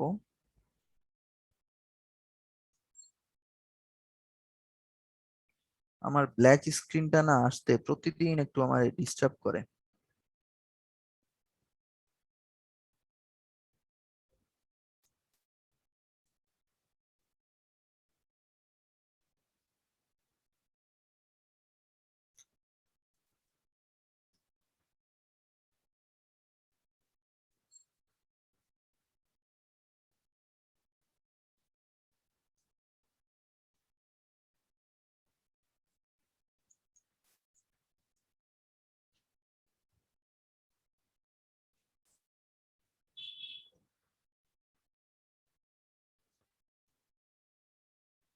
ও, মনির ভাই,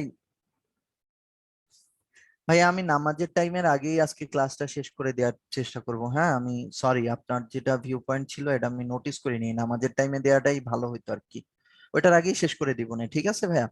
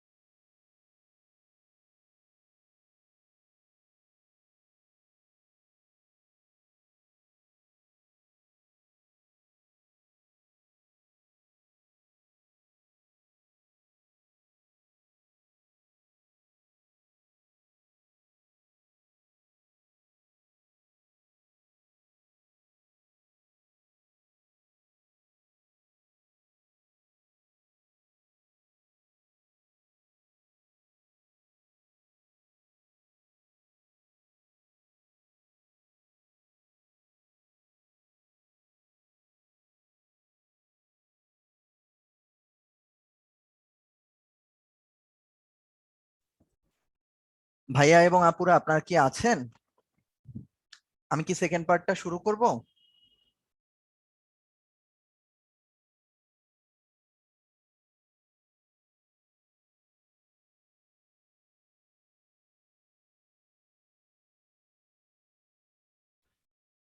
কাঞ্চি আপু বলেছেন শুরু করতে, আর কেউ নাই?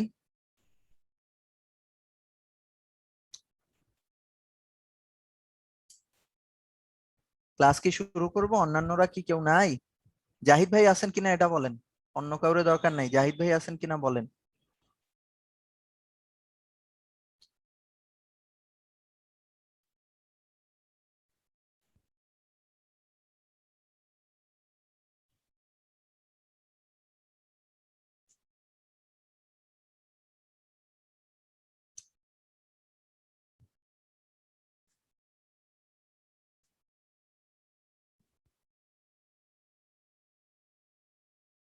জাহিদ ভাই কি আছেন? আমার একটু জাহিদ ভাইকে প্রয়োজন ছিল। জাহিদ ভাই থাকলে একটু হ্যান্ড রেইজ করেন।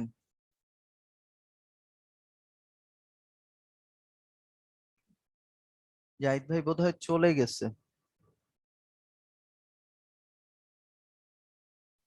কোনো সমস্যা? ভাইয়া জাহিদ ভাই করে একজন অডিয়েন্স এ হচ্ছে শুরুতে একটা কোয়েশ্চেন দিয়েছিল, আমি ওটা জবাব দিব ভাবছিলাম, তো উনি নাই আর কি, এজন্য জাকির ভাই কনফিউজ। আছেন আর জাহির ভাই আছেন। জাহিদ অর জহির শুরুতে হচ্ছে আচ্ছা, কোয়েশ্চেন করেছিলেন তিনটা পার্টস অফ স্পিচ রিলেটেড, আমি বলেছিলাম ব্রেকের সময় জবাব দিব। ভাইয়া কি আছেন এখন?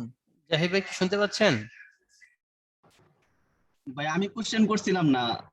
আচ্ছা, আহ, আমি ওকে। তাহলে হয়তোবা কনফিউজ হয়ে গেছি। আচ্ছা, আমি ক্লাসের এই পার্টে জবাবটা দিয়ে দিচ্ছি। হ্যাঁ, তিনটা কোয়েশ্চেন ছিল, যিনি করেছিলেন সে যদি মানে পরে দেখে পড়ে নেওয়া লাগে তাহলেও যাতে পড়ে নিতে পারেন এজন্য আমি লিখে দিচ্ছি। হ্যাঁ, অন্যান্য যারা আছেন তারাও এটার অ্যান্সার করতে পারেন, সামনে তো সবাই মোটামুটি প্রিলিও দিবেন, সো সবারই কাজে দিবে আই গেস। ফার্স্ট সেন্টেন্সটা বলেছিল যে score of 70 or above will get you grade A. So এখানে অ্যাবোভটা কোন পার্টস অফ স্পিচ? সেকেন্ড যেটা ছিল এটা হচ্ছে the moral law is above the civil law. এখানে অ্যাবোভটা কোন পার্টস অফ স্পিচ? আর লাস্টেরটা ছিল please take what I have, only let me go.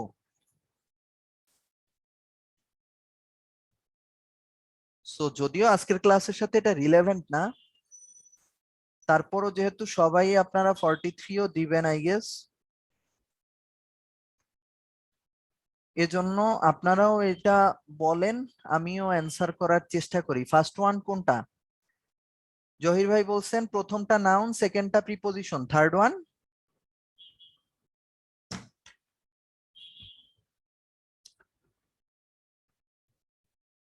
ফার্স্টেরটা adjective বলতেছেন রাতুল ভাই।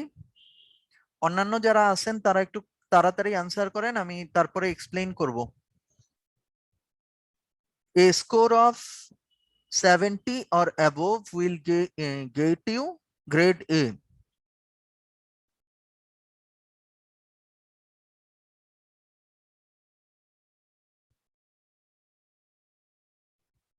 শারমিন আপু নাউন বলতেছেন, কোনটাকে নাউন বলতেছেন? ফার্স্টেরটা?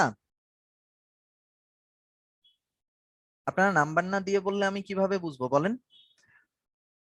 আচ্ছা, হ্যাঁ, সো ফার্স্ট ওয়ান আমার কাছেও মনে হয়েছে যে এটা নাউন। লজিকটা একটু শুনেন, হ্যাঁ, লজিকটা খুব ইম্পর্টেন্ট। লজিকটা হচ্ছে এখানে বলছে স্কোর অফ 70 অর অ্যাবোভ, এই 70টা কি? 70টা তো নাউন, তাই না? বলছে a score of 70 or above will get you grade A. 70টা যেহেতু নাউন এবং 70 এর রিপ্লেস হচ্ছে গিয়ে আবার এখানে অ্যাবোভ, সো এটা আমার মনে হচ্ছে নাউন, অলদো এটা অ্যাডজেক্টিভও হতে পারে। যারা অ্যাডজেক্টিভ বলতেছেন তাদের লজিকটা একটু শুনতে যাচ্ছিলাম।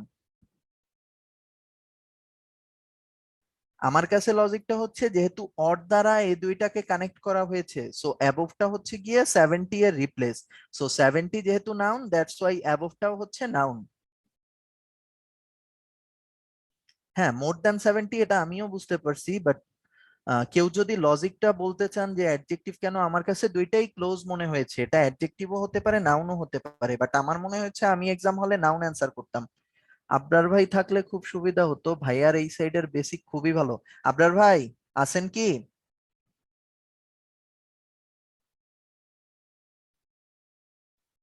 আবরার ভাইয়া সম্ভবত ব্যাকএন্ডে আছে, বাট শুনতেছে না। ভাইয়া হয়তো বা ইসে আছে। সো যারা এটাকে অ্যাডজেক্টিভ বলতেছেন তাদের লজিকটা হচ্ছে, কাঞ্চি আপু বললো যে it means more than 70।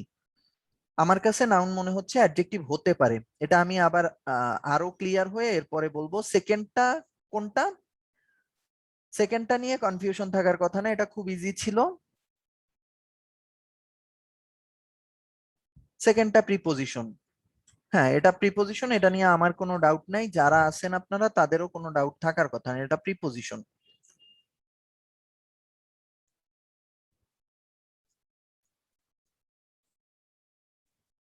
Determiner দিয়ে একটা নাউন আসছে, একটা সিঙ্গেল নাউনের আগে যখন হচ্ছে গিয়ে সেন্টেন্সের লাস্টে একটা নাউন আছে, তার আগে সবসময় প্রিপোজিশনই বসবে, এখানে অন্য কিছু বসার সুযোগ নেই। লাস্ট ওয়ান বলেন। Please take what I have, only let me go. অনলিটা কি? না, অ্যাডভার্ব না, এটা কনজাংশন। এটা কনজাংশন, এটা অ্যাডভার্ব হওয়ার কোনো সুযোগই নেই। দেখেন আগে একটা কমা আছে, ঠিক আছে? কমা দিয়ে এখানে দুইটা ক্লজকে কানেক্ট করা হয়েছে, এটা definitely conjunction.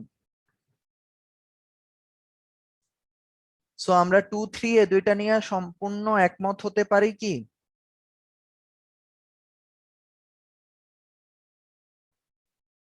Second one and third one এই দুইটা নিয়ে আমাদের কোনো কনফিউশন নাই। ফার্স্ট ওয়ানটা নিয়ে কনফিউশন থাকতে পারে, এটা আমিও 100% শিওর না যে এটা নাউন কিনা, বাট আমার মনে হচ্ছে এটা নাউন। আমি হচ্ছে গিয়ে আবার ক্লাস ব্রেকে এটা নিয়ে প্রয়োজনে আবরার ভাইয়ের সাথে কথা বলবো, কারণ আমার ধারণা আমার থেকে আবরার ভাইয়ের বেসিক এই টপিকসে আরো অনেক ভালো। সো ভাইয়ের সাথে কথা বলে এরপরে একটা কনক্রিট অ্যান্সার আপনাদের অ্যাড করে দিব। What have you decided about your child future? এখানে উত্তরণের উত্তরে অ্যাডভার্ব দেওয়া ছিল, কিন্তু আমার মনে হয় অ্যাডজেক্টিভ, মানে অ্যাবাউটটা। What have you decided about your child's future, আমার কাছে কিন্তু এটা অ্যাডভার্বই মনে হয় ভাইয়া। জাহিদ ভাই একটা কোশ্চেন করেছেন ব্রেকে, এই চ্যাট বক্সে, যে what have you decided about your child's future, এটা অ্যাবাউটটা অ্যাডভার্ব ভাইয়া। কারণ কোন সম্পর্কে? ভার্ব সম্পর্কে। তুমি তোমার বাচ্চার ভবিষ্যৎ সম্পর্কে কি ভেবেছো, বাংলা করলে কিন্তু আবার অ্যাডজেক্টিভই মনে হচ্ছে। তুমি তোমার বাচ্চার ভবিষ্যৎ সম্পর্কে কি ভেবেছো? জাহিদ ভাই এটা, জাহিদ ভাই যেটা বলছেন ভাইয়া এটা অ্যাডজেক্টিভ, ঠিক আছে আপনারটা। What have you decided about your child's future, এটার বাংলা করেন, বাংলা করলে ক্লিয়ার হয়ে যাবে যে তুমি তোমার বাচ্চার ভবিষ্যৎ সম্পর্কে কি ভেবেছো। তো এখানে কিন্তু অ্যাবাউটটা জোর দিচ্ছে আপনার বাচ্চার ভবিষ্যৎ সম্পর্কে। তো বাচ্চার ভবিষ্যৎ, বাচ্চার ভবিষ্যৎটা যেহেতু নাউন, এটাকে যেহেতু হচ্ছে গিয়ে এটা করতেছে, জোর দিচ্ছে, এজন্য অ্যাবাউটটা এখানে হচ্ছে গিয়ে অ্যাডজেক্টিভ।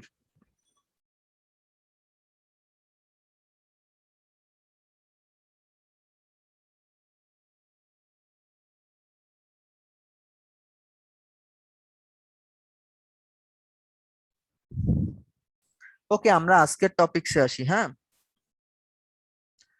আচ্ছা, কিউ এন্ড এ তে আরো কিছু কোয়েশ্চেন এসেছিল। সাদ ভাই বলছে শিওর কিনা। সাদ ভাই প্রিপোজিশন না এটুকু 100% শিওর, অ্যাডভার্ব অ্যাডজেক্টিভ নিয়ে এখানে অনেক আর্গুমেন্ট হতে পারে। এখানে অ্যান্সারে যে অপশন আছে ওইটার উপর ডিপেন্ড করে এখানে ডিসাইডেড অ্যাবাউট আর ডিসাইডেড অ্যাবাউট এর ভেতরে দুইটা জায়গায় কনফিউশন হতে পারে, এক হচ্ছে অ্যাডজেক্টিভ, একটা হচ্ছে অ্যাডভার্ব। এটা আমি হয়তোবা দেখা গেছে যে অপশনে যদি অ্যাডজেক্টিভ অ্যাডভার্ব দুইটা থাকতো, এই দুইটার একটা নিয়ে কনফিউশন থাকতাম, বাট আমার মনে হচ্ছে এটা অ্যাডজেক্টিভই। বাট আমি শিওর কিনা এটা বলতে পারবো না সাদ ভাই, এটা আমি শিওরলি বলতে পারবো না। আমার লজিক বলে এটা হচ্ছে গিয়ে অ্যাডজেক্টিভ। আমার কাছে এই পার্টটা খুব কনফিউজিং মনে হয়, সো 100% শিওরিটি আমি দিব না ভাইয়া। আপনাদের কনফিউশন থাকলে আপনারা অন্য যারা আছেন গ্রামারে বেসিক আরো অনেক ভালো, সেরকম কারোর কাছ থেকে জেনে নিতে পারেন। আমার বেসিকে আমার ডাউট আছে অনেস্টলি স্পিকিং। হ্যাঁ, ওকে। সো কিউ এন্ড এ তে আরো কিছু কোয়েশ্চেন দেখেছিলাম। অ্যানোনিমাস অ্যাটেন্ডি বলেছিল যে ভাইয়া আসসালামু আলাইকুম, কোন প্রশ্ন কত সময় ধরে লেখা উচিত এবং ন্যূনতম কত পৃষ্ঠা লেখা উচিত, প্রতিটি সাবজেক্ট মিলিয়ে এই বিষয়ে একটি স্লাইড লেকচার দিলে ভালো হতো। আচ্ছা, এটা হচ্ছে গিয়ে যারা ইসে আছেন, অ্যাডমিনিস্ট্রেশনে আসছেন, তারা হচ্ছে গিয়ে এটা রিলেটেড ভালো একটা অ্যান্সার দিতে পারবেন। বাট আমি কিন্তু আপনাদের ক্লাসে এটা নিয়ে প্রিভিয়াসলি অনেক কথা বলেছি, আজকেও হচ্ছে এটা নিয়ে আমি কথা বলবো। মনির ভাইয়া করে একজন আছেন, সে বলছে নামাজের আগে লেকচারটা শেষ করতে, সো আমি লেকচারটা শেষ করি, তারপরে আপনার এটার জবাব আমি দিব আজকের ক্লাসে।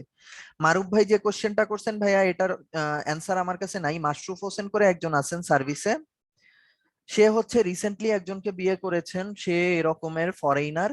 সো আপনি মাশরুফ হোসেনকে কোয়েশ্চেনটা করতে পারেন, সে অনেক ফ্রেন্ডলি আছেন, সে এটার অ্যান্সার দিতে পারবেন। আপনি মানে সে ফেসবুকে অনেক বেশি অ্যাক্টিভ, মাশরুফ হোসেন করে নাম। উনি হচ্ছে এখন পুলিশ স্টাফ কলেজে ডেপুটি ডিরেক্টর হিসাবে পোস্টেড আছেন। সো তাকে যদি এটার কোশ্চেন মানে এই কোশ্চেনটা করেন, সে একটা কমপ্লিট আইডিয়া দিতে পারবেন, কারণ সে তার বিয়ের সময় এই প্রবলেমটা ফেস করেছিল। হ্যাঁ, সো আমরা একটু আ- আ- আজকের ক্লাস রিলেটেড পড়াশোনায় আসি, যদি কারো কোনো কোয়েশ্চেন না থাকে। আর স্যাম্পল প্যাসেজ একটা প্যাসেজ দেয়া আছে, প্যাসেজটা আপনারা এই প্যাসেজটা না পড়ে নেক্সট প্যাসেজটা পড়েন। হ্যাঁ, আচ্ছা, এই প্যাসেজটারও সামারি দেয়া আছে। আচ্ছা, এটা পড়তে পারেন, এটা একটু টাফ টাফ মনে হয়েছে আমার কাছে। এই প্যাসেজটা পড়েন এবং এরপরে আমরা এটা রিলেটেড হচ্ছে গিয়ে যে স্যাম্পল অ্যান্সারটা ওটা একটু দেখবো। সো প্যাসেজটা আপনারা পড়েন, আপনাদের 2 থেকে 3 মিনিট সময়।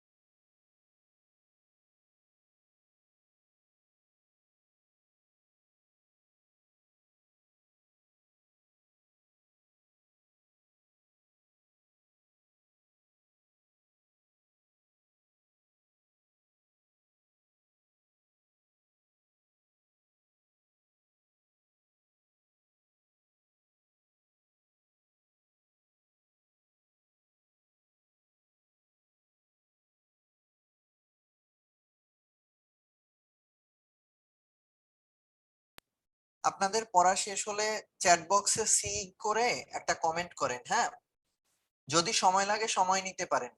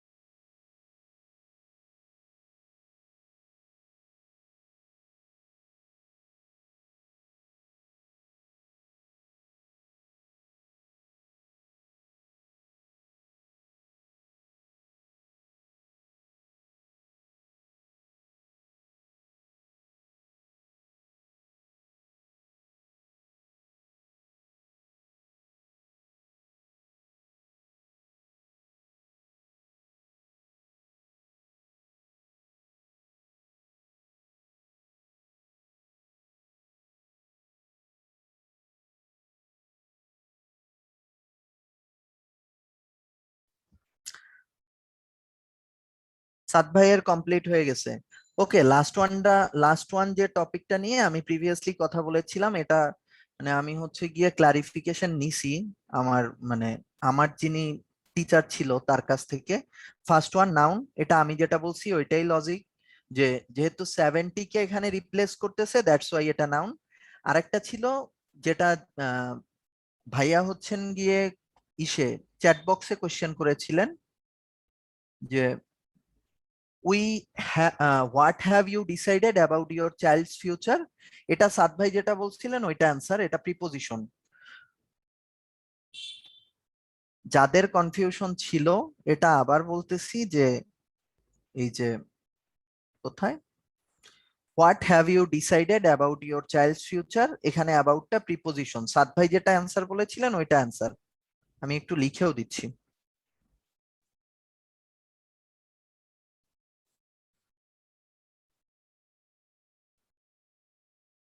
লজিকটা আমি ক্লিয়ার করতেছি লেখার পরে।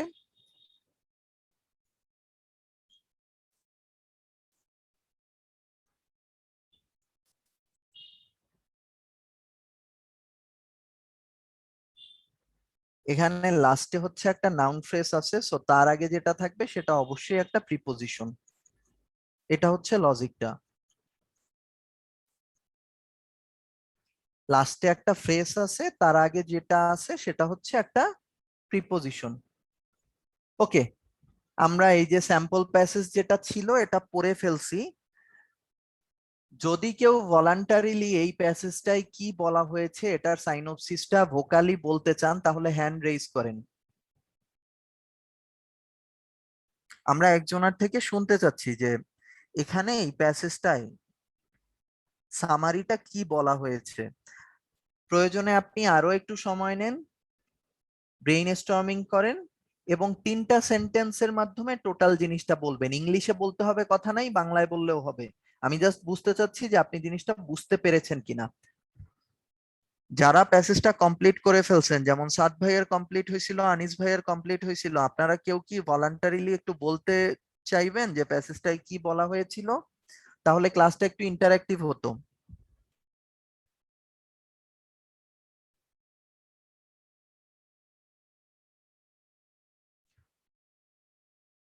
অন্য যারা আছেন, আমি কি প্যাসেজটা পড়তে আরেকটু সময় দিব নাকি আমি স্যাম্পল অ্যান্সারটা নিয়ে ডিসকাস করব?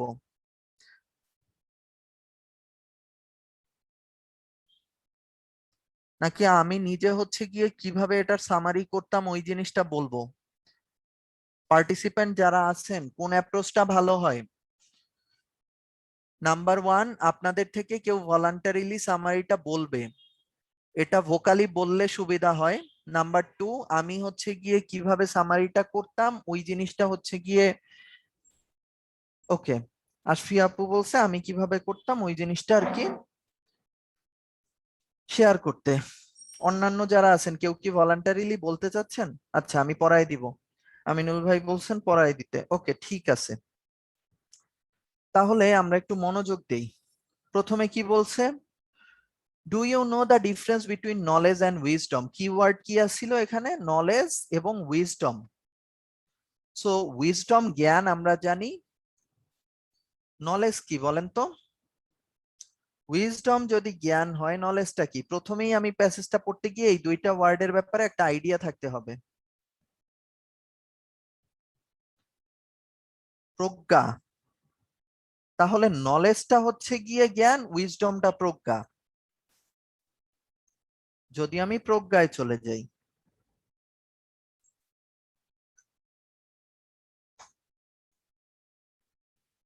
ওকে আমি প্রজ্ঞাতে চলে গেলাম, সেক্ষেত্রে উইজডমটা হয়ে যাচ্ছে জ্ঞান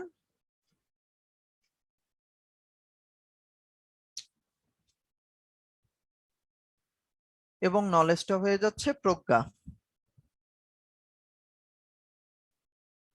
সো আমরা বুঝতে পারতেছি ফার্স্ট সেন্টেন্স পরেই এ ধরনের একটা মাইন্ডসেট করে নিচ্ছি যে নেক্সট প্যাসেজে আমাকে হচ্ছে নলেজ এবং উইজডমের ডিস্টিংশন রিলেটেড কিছু কথাবার্তা হয়তোবা বলে থাকবে। নেক্সট বলছে is there any need to know the difference between them? আপনার কাছেই জানতে চেয়েছে যে এটার কি কোনো পার্থক্য জানা প্রয়োজন? Are we well equipped to handle the vagaries of existence with what is known to us? Knowledge means all that we acquire from what we read, hear or see. এখানে নলেজ বলতে কি বোঝানো হচ্ছে সেই জিনিসটাকে ক্লিয়ার করা হয়েছে। এবং উইজডমের কথা বলছে, wisdom means the ability to choose from what is available to us and then use it for our own benefit. Next সেন্টেন্সে উইজডমের ডেফিনেশন কি এটা বলা হয়েছে। সো নলেজের কথা কি বলছে, যে নলেজ হচ্ছে গিয়ে আমরা যা পড়ি, শুনি বা দেখি, সেই জিনিসটাই হচ্ছে গিয়ে আমরা পড়ে শুনে বা দেখে যে জিনিসটা অর্জন করি সেটাই হচ্ছে নলেজ। উইজডমের কথা কি বলছে, যে wisdom means the ability to choose from what is available to us and then use it for our own benefit. উইজডমটা হচ্ছে নলেজের থেকে আরো বেশি স্পেসিফিক একটা জিনিস। এটা হচ্ছে আমরা যে যে জিনিসগুলো আমাদের কাছে অ্যাভেলেবেল আছে, অর্থাৎ আমাদের যে পরিমাণ জ্ঞান আছে, সেগুলা থেকে কোনটা আমাদের প্রয়োজনে লাগবে সেই ডিসিশনটা নেওয়াটাই হচ্ছে গিয়ে উইজডম। অর্থাৎ নলেজকে যদি আমি হচ্ছে গিয়ে ইনফরমেশনের একটা ওয়েবসাইটের সাথে কম্পেয়ার করি, সেই ক্ষেত্রে উইজডমটা হচ্ছে গিয়ে ওই ওয়েবসাইটের কোন স্পেসিফিক ইনফরমেশনটা আমার কাজে দিবে সেই জিনিসটাই হচ্ছে উইজডম। নেক্সট বলছে today the world has started talking about the value based education. বর্তমানে বিশ্বে কোন জিনিস নিয়ে কথা হচ্ছে? Value based education. What does it mean? এটা বলতে কি বোঝানো হয়েছে? In simple terms it means two things. First, it accepts that current education has badly laid down. Secondly, it lays stress on values and hence wisdom instead of mere knowledge. বর্তমান বিশ্বে value based এডুকেশনের উপরে অনেক বেশি জোর দেওয়া হয়েছে।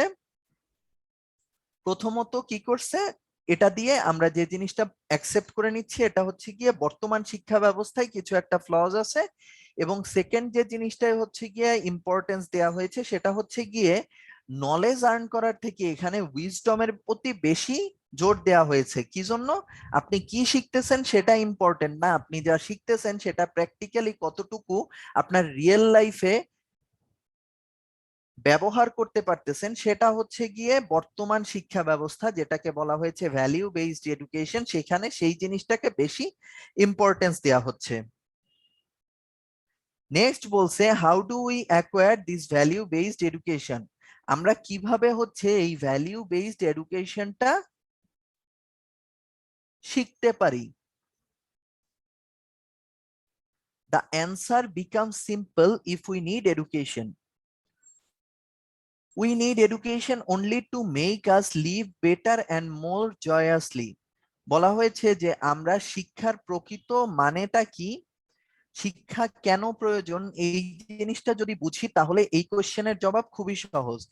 এটা হচ্ছে আমরা শিক্ষাটাকে কি জন্য অর্জন করি? আমাদের লাইফটাকে আরো সুন্দর এবং জয়াস করার জন্য। Once we know this, we must add only those things in education which achieve the aim. যখন আমরা এই জিনিসটা উপলব্ধি করতে পারি তখন এই যে আমাদের স্বপ্নটা, স্বপ্ন বলতেছি সরি, এইমের মানে তো স্বপ্ন না, এইমের শাব্দিক অর্থ কি বলেন তো? ছোটবেলা আমরা পড়তাম না এইম ইন লাইফ, জীবনের লক্ষ্য। আচ্ছা, এইম যদি লক্ষ্য হয় তাহলে বলছে যে আমাদের লক্ষ্যটা অর্জনের জন্য শিক্ষার প্রয়োজনটা কি, ওটা এখান থেকে বুঝতে পারতেছি। The dictum that a healthy mind can exist only in a healthy body. একটা নীতি বাক্য আছে এরকম যে কি বলছে, হেলদি মাইন্ড অর্থাৎ একটা সুস্থ মস্তিষ্ক শুধুমাত্র একটা সুস্থ শরীরেই থাকে। এটা হচ্ছে গিয়ে একটা time tested one. Schools thus become sources of healthy bodies too. This can best be achieved by yoga because games are beyond our financial capabilities. Yoga is very beneficial. It occupies so little hence and can be done without the least bit of fuss. Fuss মানে হইচই। One wonders why schools have not adopted it as a mandatory subject at all levels. So লাস্টে হচ্ছে গিয়ে উইজডমের প্রয়োজনীয়তা related কিছু কথাবার্তা বলা হয়েছে। ওকে, আমরা প্যাসেজে ফার্স্টে হচ্ছে গিয়ে নলেজ এবং উইজডম এই দুইটা ডিফারেন্সিয়েশন নিয়েই অথর হচ্ছে গিয়ে কথা বলছে। সো প্রথমে হচ্ছে গিয়ে সে নলেজ এবং উইজডমের যে ডিফারেন্সটা নিয়ে কথা বলছে, এই জিনিসটাই আমি আমার যে সামারিটা লিখবো ওখানে ফার্স্ট যে সেন্টেন্সটা লিখবো ওটাও বলবো যে আমাদের নলেজ এবং উইজডমের ডিফারেন্সটা বোঝা উচিত। এটা হচ্ছে আমার ফার্স্ট সেন্টেন্স হবে, তাতে যাতে রিডাররা হচ্ছে ফার্স্ট সেন্টেন্স পড়েই বুঝতে পারে যে আমার ফোকাসটা কোথায়। নেক্সট হচ্ছে গিয়ে আমি নলেজ এবং উইজডম এই দুইটার যে ডেফিনেশনটা এই পার্ট পর্যন্ত বলছে প্যাসেজের, এই জিনিসটাকে টোটাল জিনিসটাকে হচ্ছে একটা সেন্টেন্সের মাধ্যমে উপস্থাপন করব। অর্থাৎ প্যারালেলিজমের মাধ্যমে এভাবে আমি বলতে পারি। আমি দেখলাম চ্যাট বক্সে অনেকে এটার অ্যান্সার দিয়েছেন, একটা পড়ি আমি। অয়ন ভাই বলছিলেন যে wisdom means information and knowledge means information and wisdom is the ability to use the information. So এরকম একটা সেন্টেন্স লিখে আমি নলেজ দ্বারা কি বোঝানো হচ্ছে এবং উইজডম দ্বারা কি বোঝানো হচ্ছে এই জিনিসটাকে ক্লারিফাই করলাম। দুইটা সেন্টেন্স আমার হয়ে গেছে। এরপরে হচ্ছে গিয়ে আমার কাছে নেক্সট যে পার্টটা ছিল যে today world has started talking about the value based education. So next সেন্টেন্সটা আমি ক্রিয়েট করব এই ভ্যালিউ বেসড এডুকেশন নিয়ে, যে কথাটা এ পর্যন্ত ছিল এই জিনিসটাকে হচ্ছে গিয়ে একটা সেন্টেন্সের মাধ্যমে বলবো।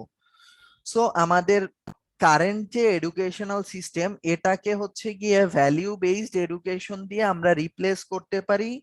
ভ্যালিউ বেসড এডুকেশনের ফোকাস দুইটা জায়গায়, বা সে হচ্ছে গিয়ে দুইটা জিনিসকে আমাদের সামনে হচ্ছে গিয়ে উপস্থাপন করতেছে। এক হচ্ছে কারেন্ট এডুকেশনটা ফ্লজ, আর সেকেন্ড হচ্ছে গিয়ে কারেন্ট এডুকেশনে উইজডমের প্রায়োরিটি বাড়ানো উচিত। এই জিনিসটাই হচ্ছে গিয়ে আমার থার্ড সেন্টেন্সের জিস্ট হবে। নেক্সট বলছে কিভাবে আমরা ভ্যালিউ বেসড এডুকেশনটা শিখতে পারি, এটা রিলেটেড আমার ফোর্থ সেন্টেন্সটা হবে। সো এখানে একটা ডিকটামের কথা বলা হয়েছিল যে healthy mind can exist only in a healthy body. এই জিনিসটা কি আমি আমার ভাষায় হচ্ছে গিয়ে চেঞ্জ করে একটা রেফারেন্স স্বরূপ উপস্থাপন করে ভ্যালিউ বেসড এডুকেশন এবং উইজডমের যে প্র্যাকটিক্যাল ইউজেসটা যোগার মাধ্যমে হতে পারে, এই জিনিসটাকে হচ্ছে গিয়ে সেন্টেন্স মানে লাস্ট যে ফোর্থ সেন্টেন্স এবং ফিফথ সেন্টেন্স এটার মাধ্যমে উপস্থাপন করার চেষ্টা করব। আপনারা অনেকে চ্যাট বক্সে এটা লিখেছেন, আমি একজনেরটা একটু পড়ি দেখি, যে সাদ ভাইয়েরটা পড়ি দেখি যে সে কি বলছে। বলছে there is a subtle difference between knowledge which is practised to some extent in our educational institutions and wisdom hardly reared in life. Moreover, many people are divided in opinion that not held but wisdom can enrich internal soul. Wisdom can be compared to yoga, which takes little space but have great impact in terms of fruitfulness in life.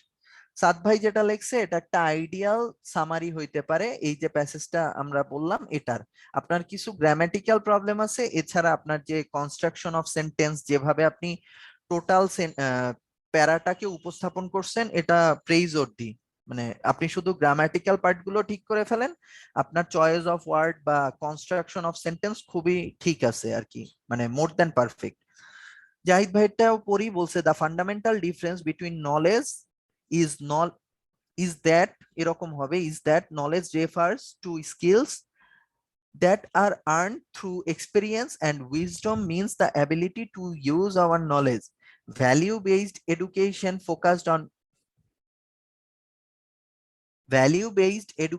focuses on values and wisdom rather than mere knowledge. The deeper meaning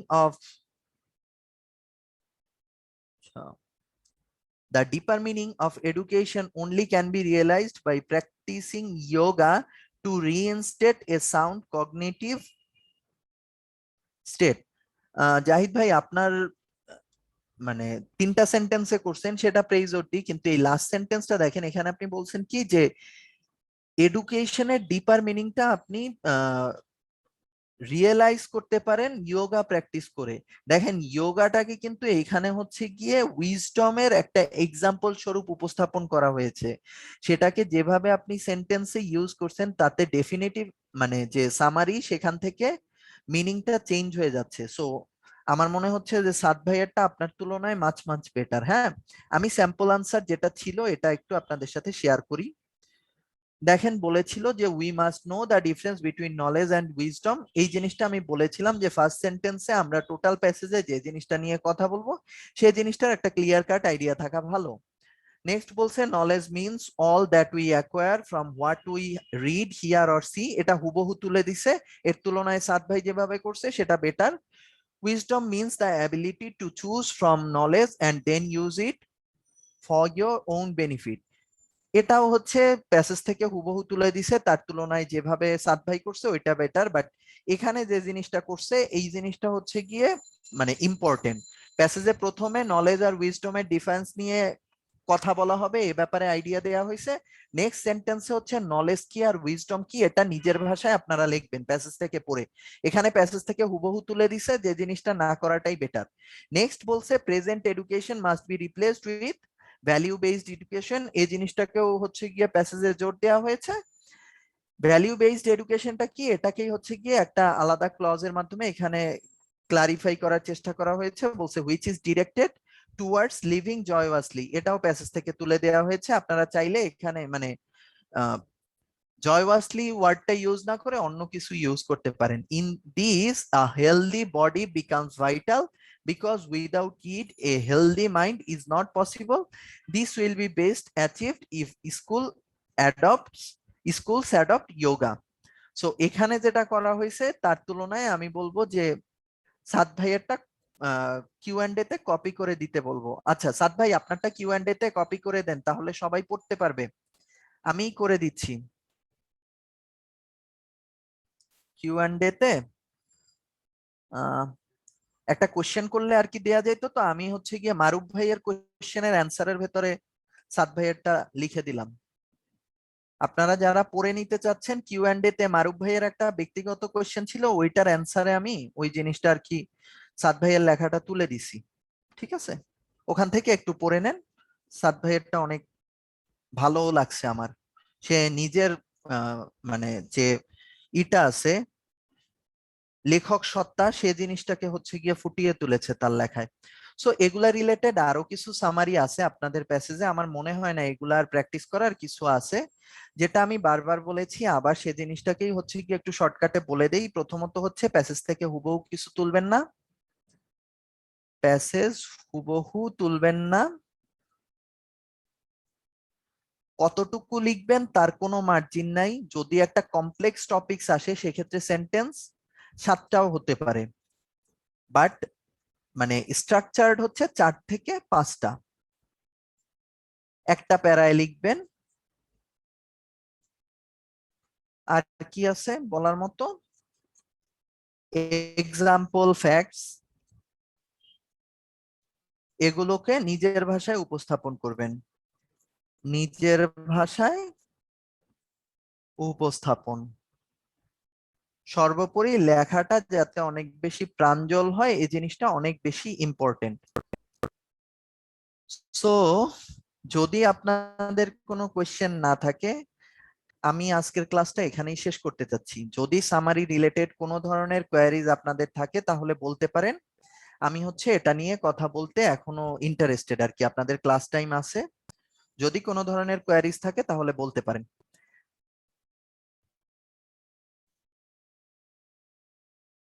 ধন্যবাদ। আপনাদের যদি কারো কোনো query থাকে please একটু hand raise করবেন। আমি last পোলটা launch করে দিচ্ছি, সবাই একটু দ্রুত ভোট দিয়ে দিবেন। আপনারা যদি হ্যান্ড রেজ করেন আপনাদের সঙ্গে কনভারসেশন হবে ইনশাআল্লাহ। যদি কারো কোনো কোয়ারি থাকে হ্যান্ড রেজ করবেন।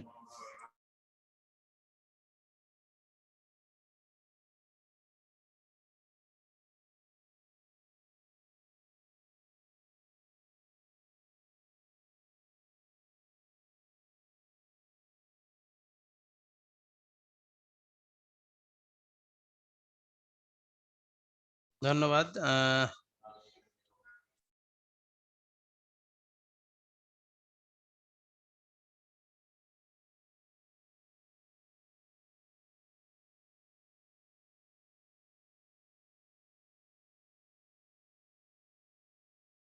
আমি দেখতে পাচ্ছি কারো কোনো কোয়েরি নেই, আমরা মনে হয় ভাই শেষ করে দিতে পারি ভাইয়া।